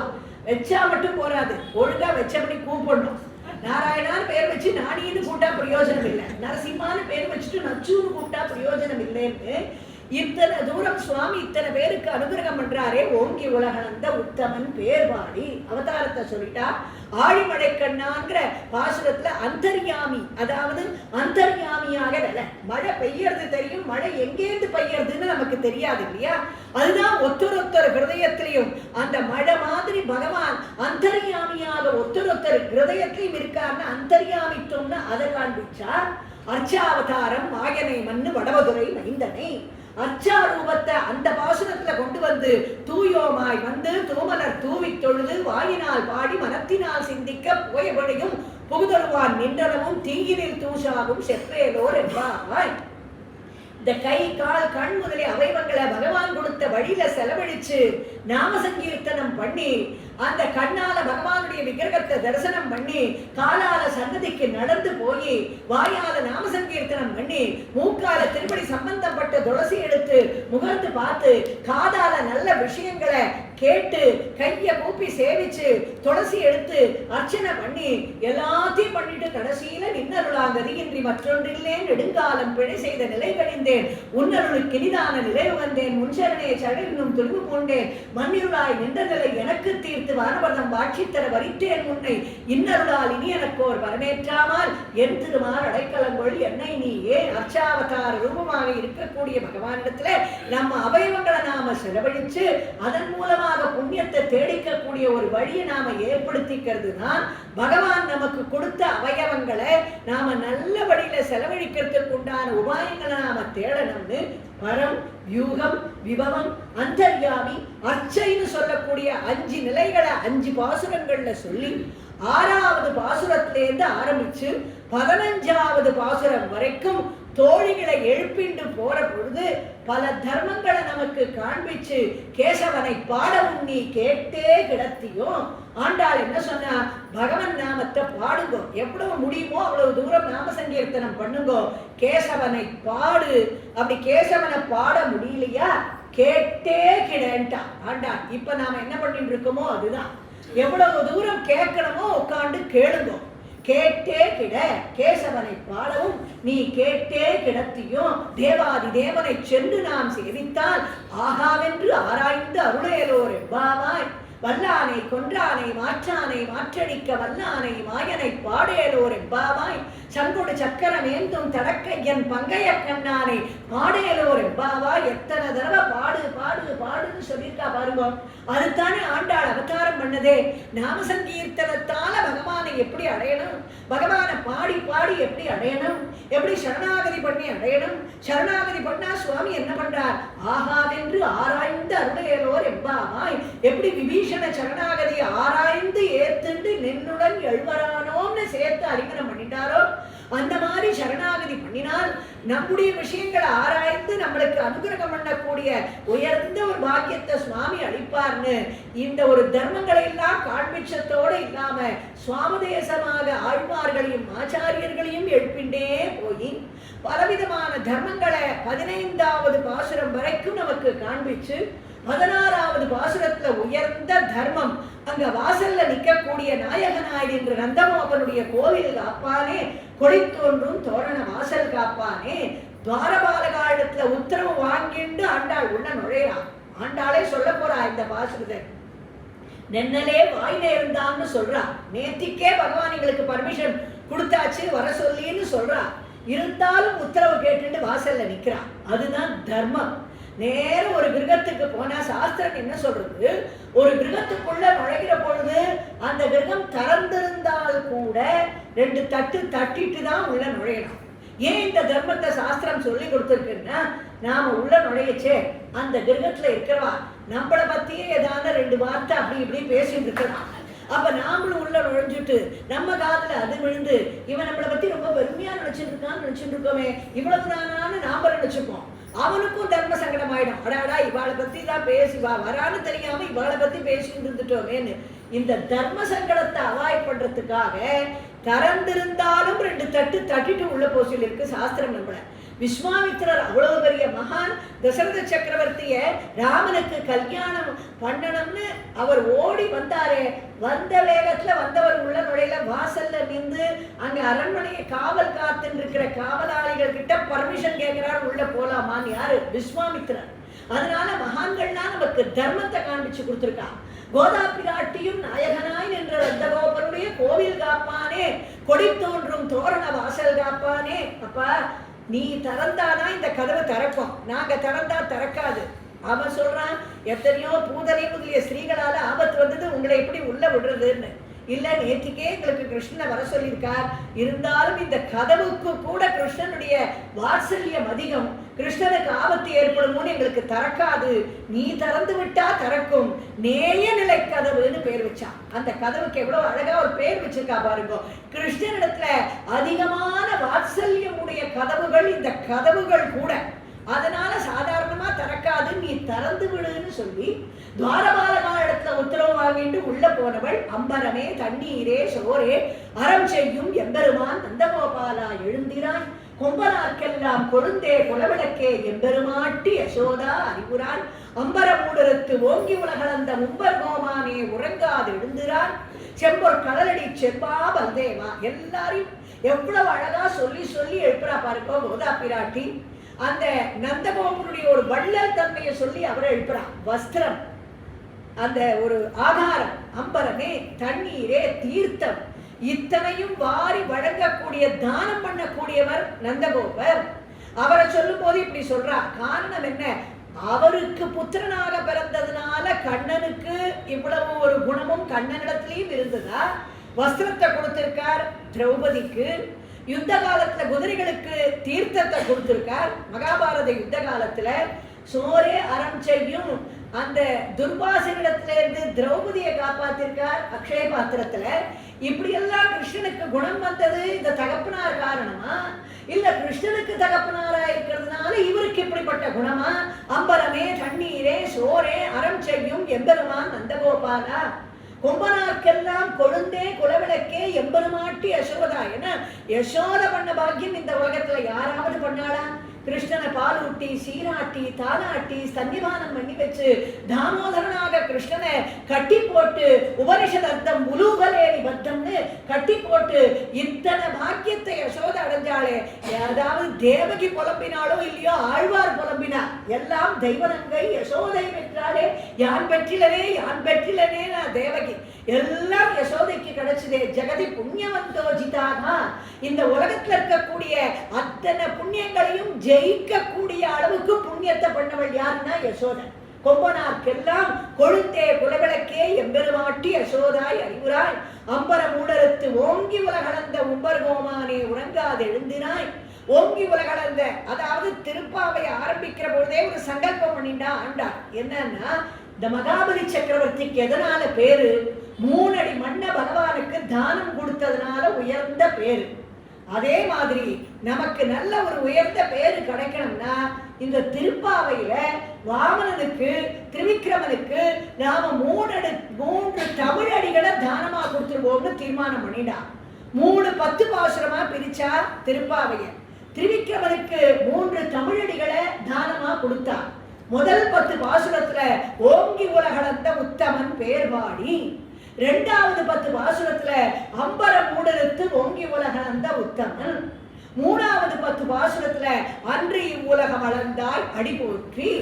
3 தமிழடிகளை தானமா கொடுத்து ஆண்டாள் ஒரு உயர்ந்த பாக்கியத்தை அடைஞ்சா. இங்க கிருஷ்ணனை எழுப்புற பொழுது அம்பர மூடறுத்து ஓங்கி உலகளந்த பக்தப்பிரிய தொய்ததா பரிவர்த்தமானே முக்தா விதான விததி ஸ்தவபூர்வமாசீது ஆராவரி பரமதோ ரசனாக்கலாமகா தாராகனை ஸ்தது மோக்திக நூபுர ஸ்ரீஹீனார். அப்படியே சம்ஸ்கிருதம் அம்பர மூடறுத்து ஓங்கி உலகளந்தன்றதுக்கு சுவாமி தேசிகன் அப்படியே சம்ஸ்கிருதத்துல சொன்னார். தேகலேச ஸ்துதியில எப்படி வளர்ந்தார் பகவான்னா, ஓரடி வளர்ந்தார். ஆகாசத்துல இருந்த நட்சத்திர கூட்டங்கள் பெருமாளுக்கு திருவிக்கிரமனுக்கு விதானமா மாறித்து. அடுத்த அடி வளர்ந்தார். நட்சத்திர கூட்டங்கள் கழுத்துல மாலையா விழுந்தது. அடுத்த அடி வளர்ந்தார். இடுப்புல ஒட்டியானமா சுத்தின்றது. அடுத்த அடி வளர்ந்தார். தாராகணை ஸ்ததன் மௌக்திக்கு. எவ்வளவு ஒரு கற்பனை நேயம் சுவாமி தேசிகனுக்கு. அந்த ஒரு ஆகாசத்துல இருக்கிற நட்சத்திர கூட்டங்கள் 2 கால்லயும் நூபுரமா வந்து சுத்தின்னு இருக்கான். நட்சத்திர கூட்டங்கள் அங்கேயேதான் இருக்கு, அது எங்கேயும் போல. இவர் அப்படி வளர்ந்திருக்கார். அம்பர மூடறுத்து ஓங்கி உலகளந்தவனாக சுவாமி வளர்ந்திருக்கார் திரிவிக்ரமனாக. அப்படி கிருஷ்ணன் செம்பொர் கடலடி செல்வா பலதேவா பலராமன். பலராமனுக்கு உயர்ந்த பாக்கியத்தை எம்பெருமான் தான் கொடுத்தார். ராமாவதாரத்தை எனக்கு லக்ஷ்மணனா பல கைங்கரியங்களை நீ பண்ணிருக்கப்பா.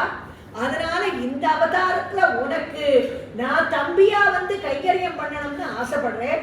அதனால நீ பலராமனா எனக்கு முன்னாடி போய் காத்துன்னு ஆதிசேஷனுக்கு சுவாமி கீழே இறக்கினார் இல்லையா. இதான் உகந்த திருநாமம் ராமானுஜங்கிற திருநாமம். அந்த திருநாமம் எனக்கு கிடைக்கணும்னா நீ பலராமனா நீ கீழே இறங்கணும். பலராமனா நீ கீழே இறங்கினாதான், உனக்கு தம்பியா நான் இறங்கினாதான் ராமனுக்கு அனுஜன் ராமானுஜன், அந்த ராமானுஜன்ற திருநாமம் எனக்கு கிடைக்கும்.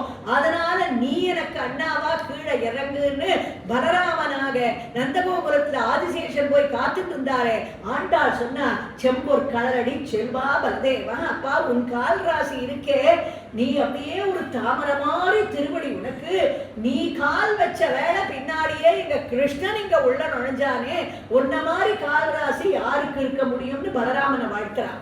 இப்படி எல்லாரையும் அவாவாட வாழ்த்தி எழுப்பி இந்த பாசுரத்துல உந்து மதகளிற்றன் ஓடாத தோல்வலியன் நந்தகோபாலன் மருமகளே நப்பின்னான். எத்தனையோ யானைகள் அந்த நந்தகோபனுடைய ஒரு சமிருத்திய வர்ணிக்கிறா இந்த பாசுரத்துல ஆண்டா.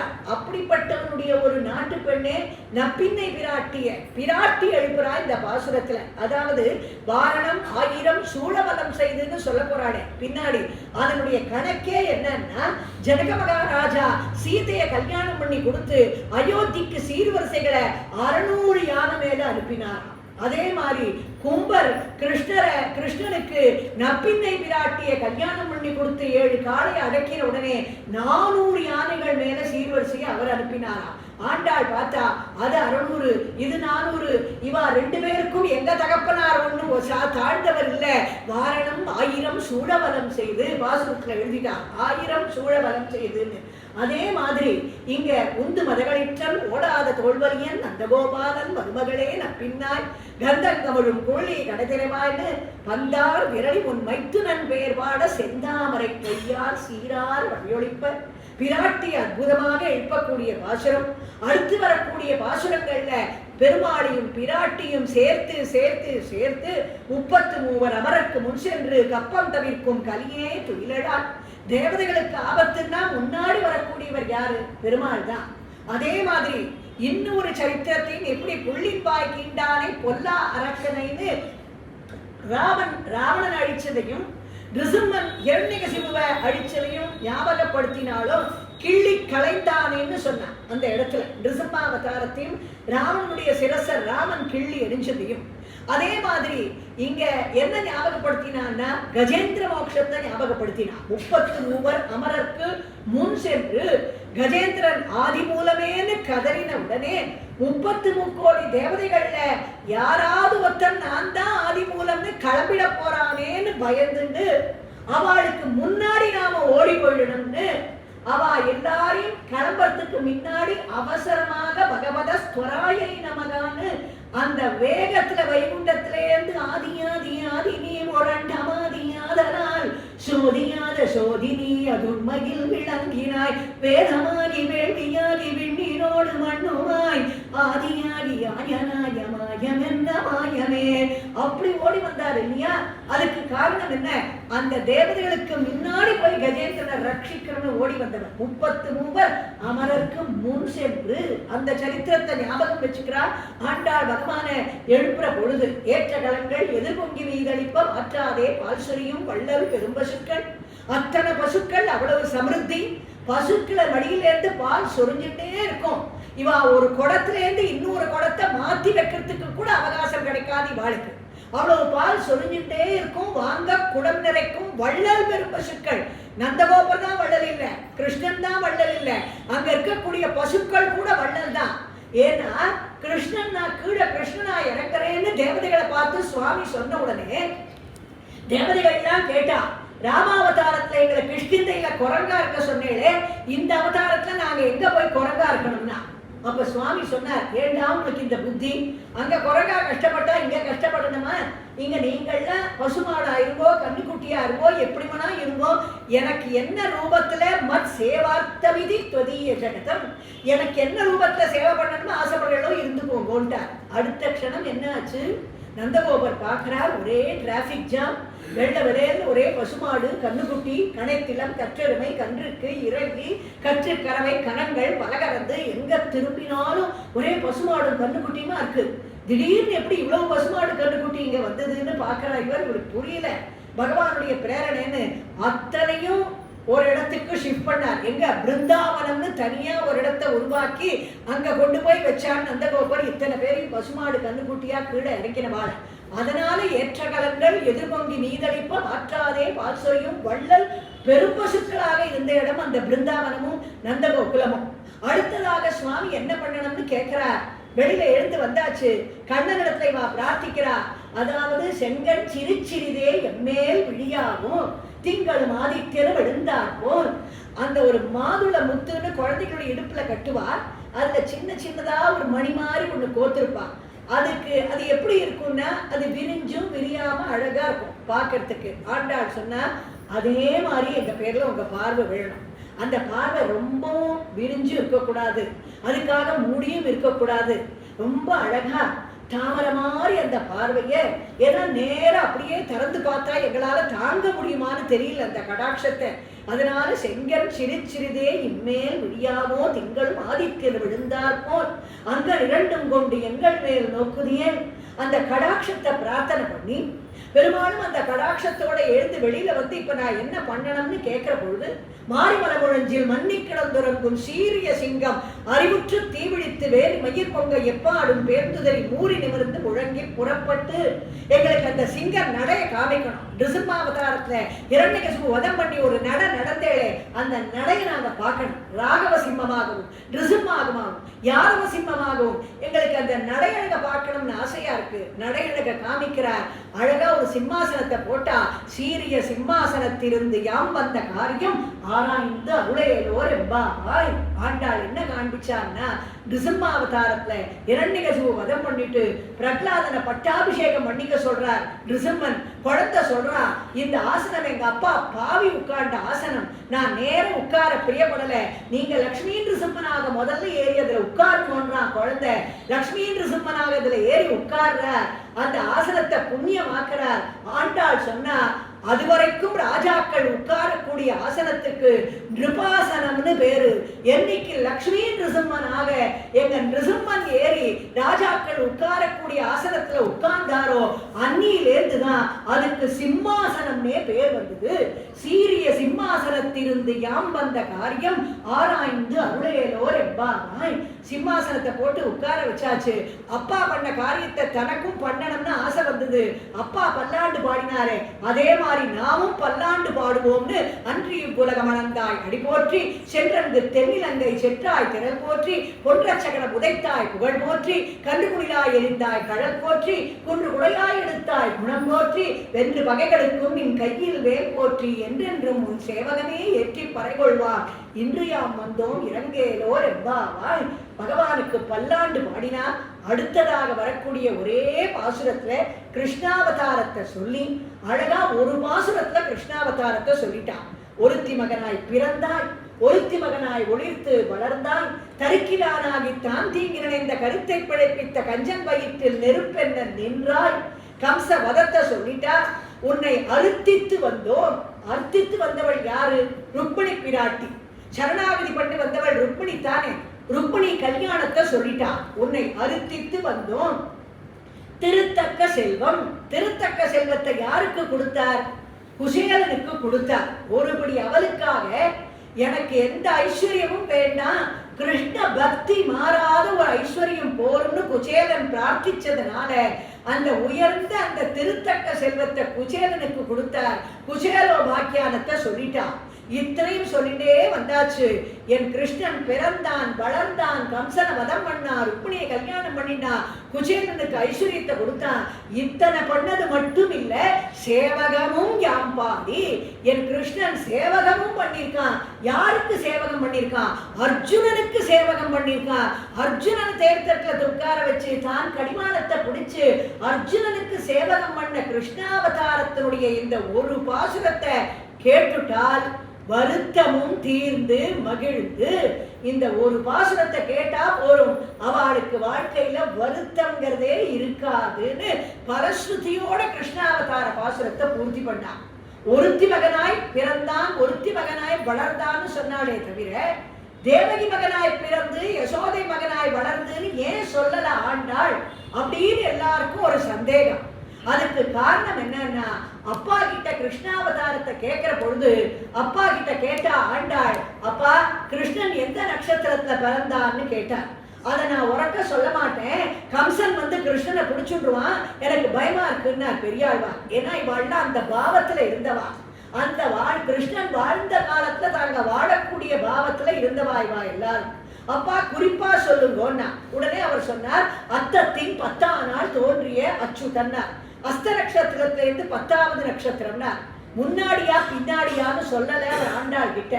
எனக்கு புரிஞ்சுடுத்துன்னா ஆண்டாள் என்ன புரிஞ்சுட்டேன்னு கேட்டார். நான் உறக்க சொல்ல மாட்டேன்னா பரவாயில்ல குறிப்பா சொல்லுன்னா ஆண்டாள் சொன்னா, அஸ்த நட்சத்திரத்திலேருந்து முன்னாடி எண்ணிட்டு போனா 10வது நட்சத்திரம் ரோஹிணி, பின்னாடி எண்ணிட்டு போனா 10வது நட்சத்திரம் சிரவணம். நான் என்ன புரிஞ்சுட்டேன் தெரியுமா, சிரவண நட்சத்திரத்துக்கு அதிபதியான எம்பெருமானே ரோகிணி நட்சத்திரத்துல கண்ணனாக வந்து பிறந்தான் அப்படின்னு நான் புரிஞ்சுட்டேன் ஆண்டாள். அப்ப யோசனை பண்ணாளா, அப்பா நட்சத்திரத்தை சொல்லவே பயந்தார். நாம பாட்டுக்கு தேவகி மகனாய் பிறந்து யசோதை மகனாய் வளர்ந்துன்னு எழுதினா இங்க இருக்கிற கிருஷ்ணனை வந்து அவன் புடிச்சுட்டா என்ன பண்றது?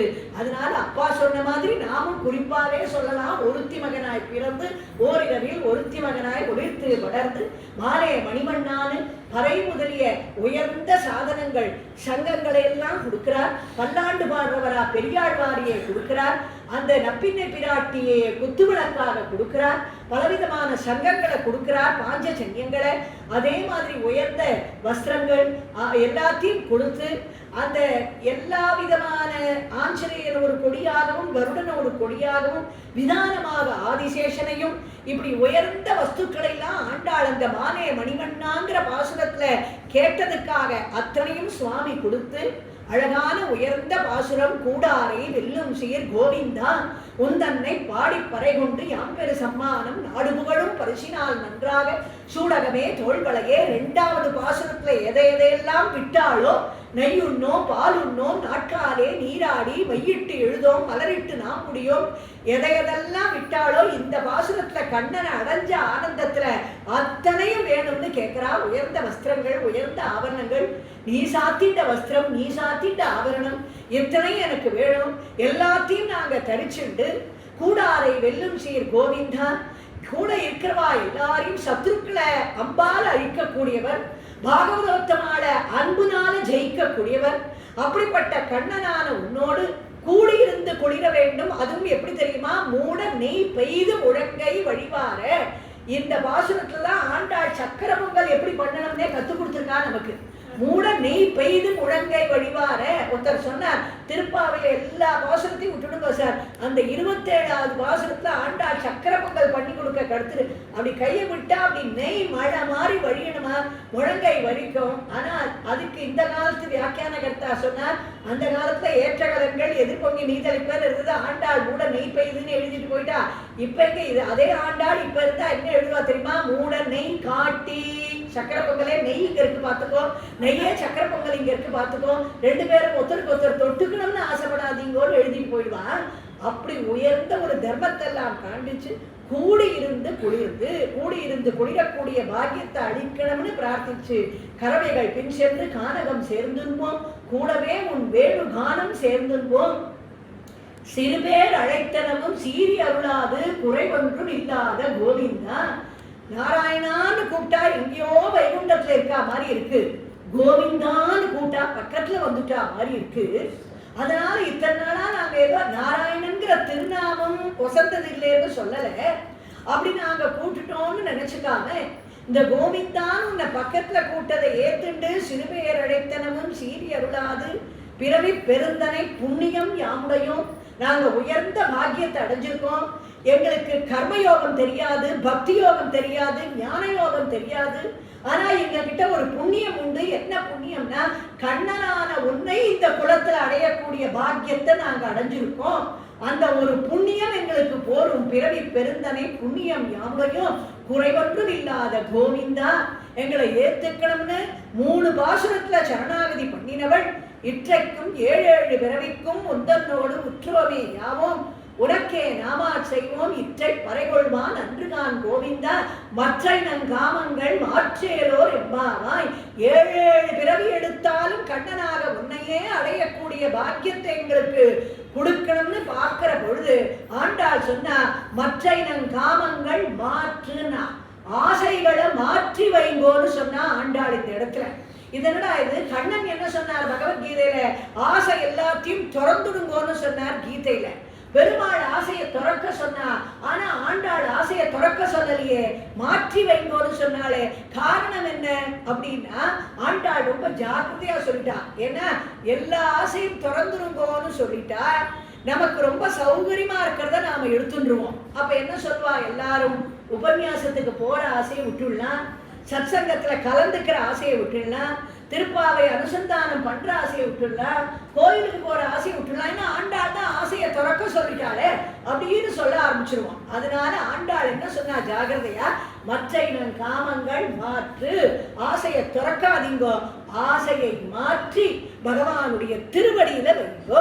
சாதாரணமான இந்த லோகத்துல சாம்சாரிகமான விஷயத்துல உங்களுடைய காமத்தையும் ஆசையையும் வைக்காமல் அந்த மற்ற இனம் காமங்கள் மாற்று, பகவானுடைய திருவடியில அந்த ஆசைகளை மாற்றி வைங்கோன்னு நமக்கு உபதேசம் பண்ணி, வங்க கடல் கடைந்த மாதவனை கேசவனை திங்கள் திருமுகத்தை சேழையார் சென்றிரஞ்சி அங்க பறை கொண்ட ஆற்றை அணிமுதுவை பைங்கமலர் தன்னறியில் பற்றவிரான் போதை சொன்ன சங்க தமிழ் மாலை 30 தப்பாமே இங்கு பரிசுரைப்பார் 2 மார்வரைத்தோர் செங்கல் திருமுகத்தில் செல்வ திருமானால் எங்கும் திருவருள் பெற்று இன்புறுவர்.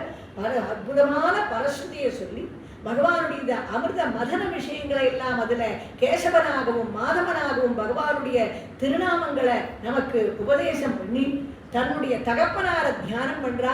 வாழ்க்கையில தாயார் தகப்பனார தியானம் பண்ணா ஒரு மனுஷனுக்கு வாழ்க்கையில கிடைக்காத வெற்றிகள்லாம் நிச்சயமா கிடைக்குங்கிற தர்மத்தை நமக்கு உபதேசம் பண்ணா ஆண்டாள். தன்னறியில் பற்றவிரான் போதை சொன்ன. இத்தனை தூரம் நான் இன்னைக்கு இருக்கேன்னா அதுக்கு என் தகப்பனாருடைய ஒரு உபதேசம் தான் காரணம்னு ஆண்டாள் அந்த தகப்பனார தியானம் பண்ணி மனசுக்குள்ள. அப்படிப்பட்ட இந்த சங்க தமிழ் மாலையை யார் தினமும் அனுசந்தானம் பண்றாலும் எங்கும் திருவருள். அவளுக்கு பூமாதேவி சொன்ன ஒரு உயர்ந்த விஷயம் என்னன்னா, திருப்பாவையால மகாலட்சுமியினுடைய ஒரு உயர்ந்த கட்டாட்சம், எங்கும் திருவருள் பெற்று இன்புறுவர், நீங்காத செல்வம் நிறைந்து வருத்தமும் தீர்ந்து மகிழ்ந்து. அங்கங்க இந்த பரசுத்தி ஆண்டாள் நமக்கு சொல்லிட்டே போயிட்டு இருக்கான்னா அப்படி ஒரு உயர்ந்த சுபிக்ஷங்கள் ஏற்பட்டு முழுக்க முழுக்க எம்பெருமானுடைய திருவடிகளை சரணாகதி பண்ணி நாமசங்கீர்த்தனம் பண்ணி சிரவணம் பண்ணி அந்த சரணாகதி மூலமாக கண்ணன் அடையக்கூடிய உயர்ந்த பாக்கியத்தையும் வழியையும் நமக்கு திருப்பாவியாகிய 30 பாசுரங்கள்ல நமக்கு பரமனுடைய ஒரு அடியை காட்டி சரணாகதி சாரத்தையும் வேத சாரத்தையும் பிழிஞ்சு கொடுத்து நாச்சியார் திருமொழின்னு சொல்லக்கூடிய திருவாடிப்பூரத்து சகத்துதித்தாள் வாரியே திருப்பாவை 30 செப்பினாள் வாழியே பெரியாழ்வார் பெற்றெடுத்த பெண்பிள்ளை வாழியே பெரும்போதூர் மாமுனிக்கு பின்னானாள் வாழியேன்னு 100 தடா அந்த வெண்ணையும் சக்கார விடுசலையும் கள்ளழகருக்கு ஆண்டாள் வேண்டின்றத ஆண்டாள் சமர்ப்பிக்கலையேன்னு ஒரு சகோதர பாவத்துல ராமானுஜரதை சமர்ப்பிச்சதுனால அதை சமர்ப்பிச்சுட்டு அவர் ஸ்ரீவில்லிபுத்தூர் வரப்பொழுது ரொம்ப பரமானந்தத்தோட நாம வேண்டின்றதை இவர் பிரார்த்தனையே ஒரு சகோதரனாக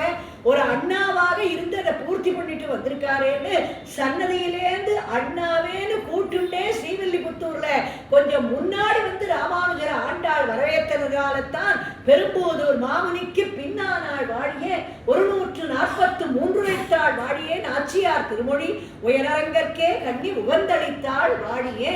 இதுதான் பெரியாழ்வாருக்கு கிடைச்ச ஒரு பெரிய சிறப்பு. எதனாலன்னா உயர் அரங்கற்கே கண்ணி உகந்தளித்தாள்.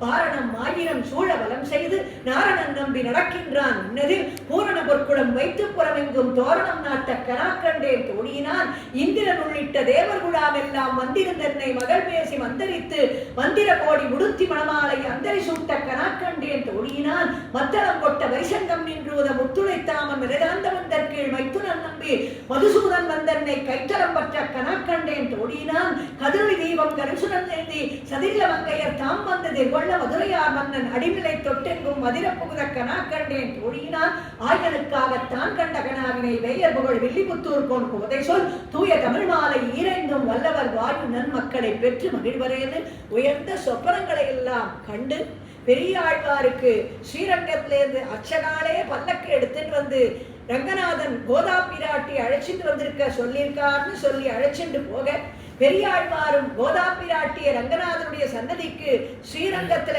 அப்படி உள்ள அழைச்சிட்டு போற பொழுது அந்த ரங்கநாதன் அந்த ஆண்டாள் கொஞ்சம் முன்னாடி போன உடனே தன்னிடத்துல இப்படியே ஐக்கியப்படுத்திக்கிறார் அந்த ரங்கநாத பெருமாள்.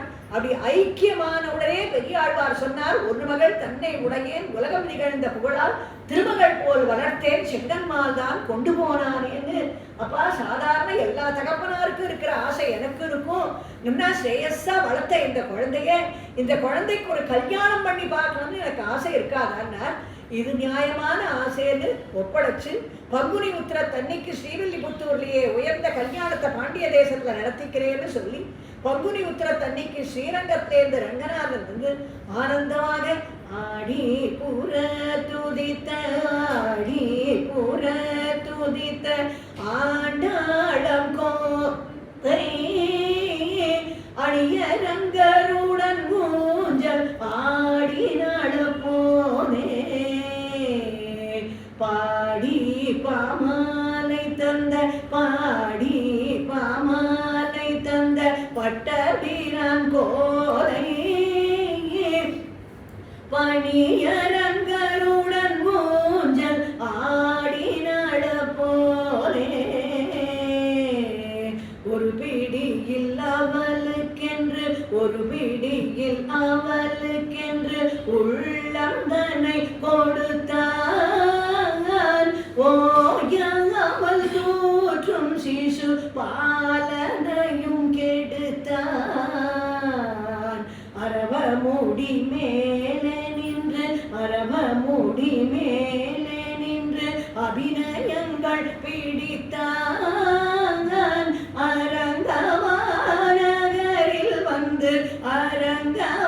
அரங்கமாநகரில் வந்து காலை நீட்டி படுத்தான்.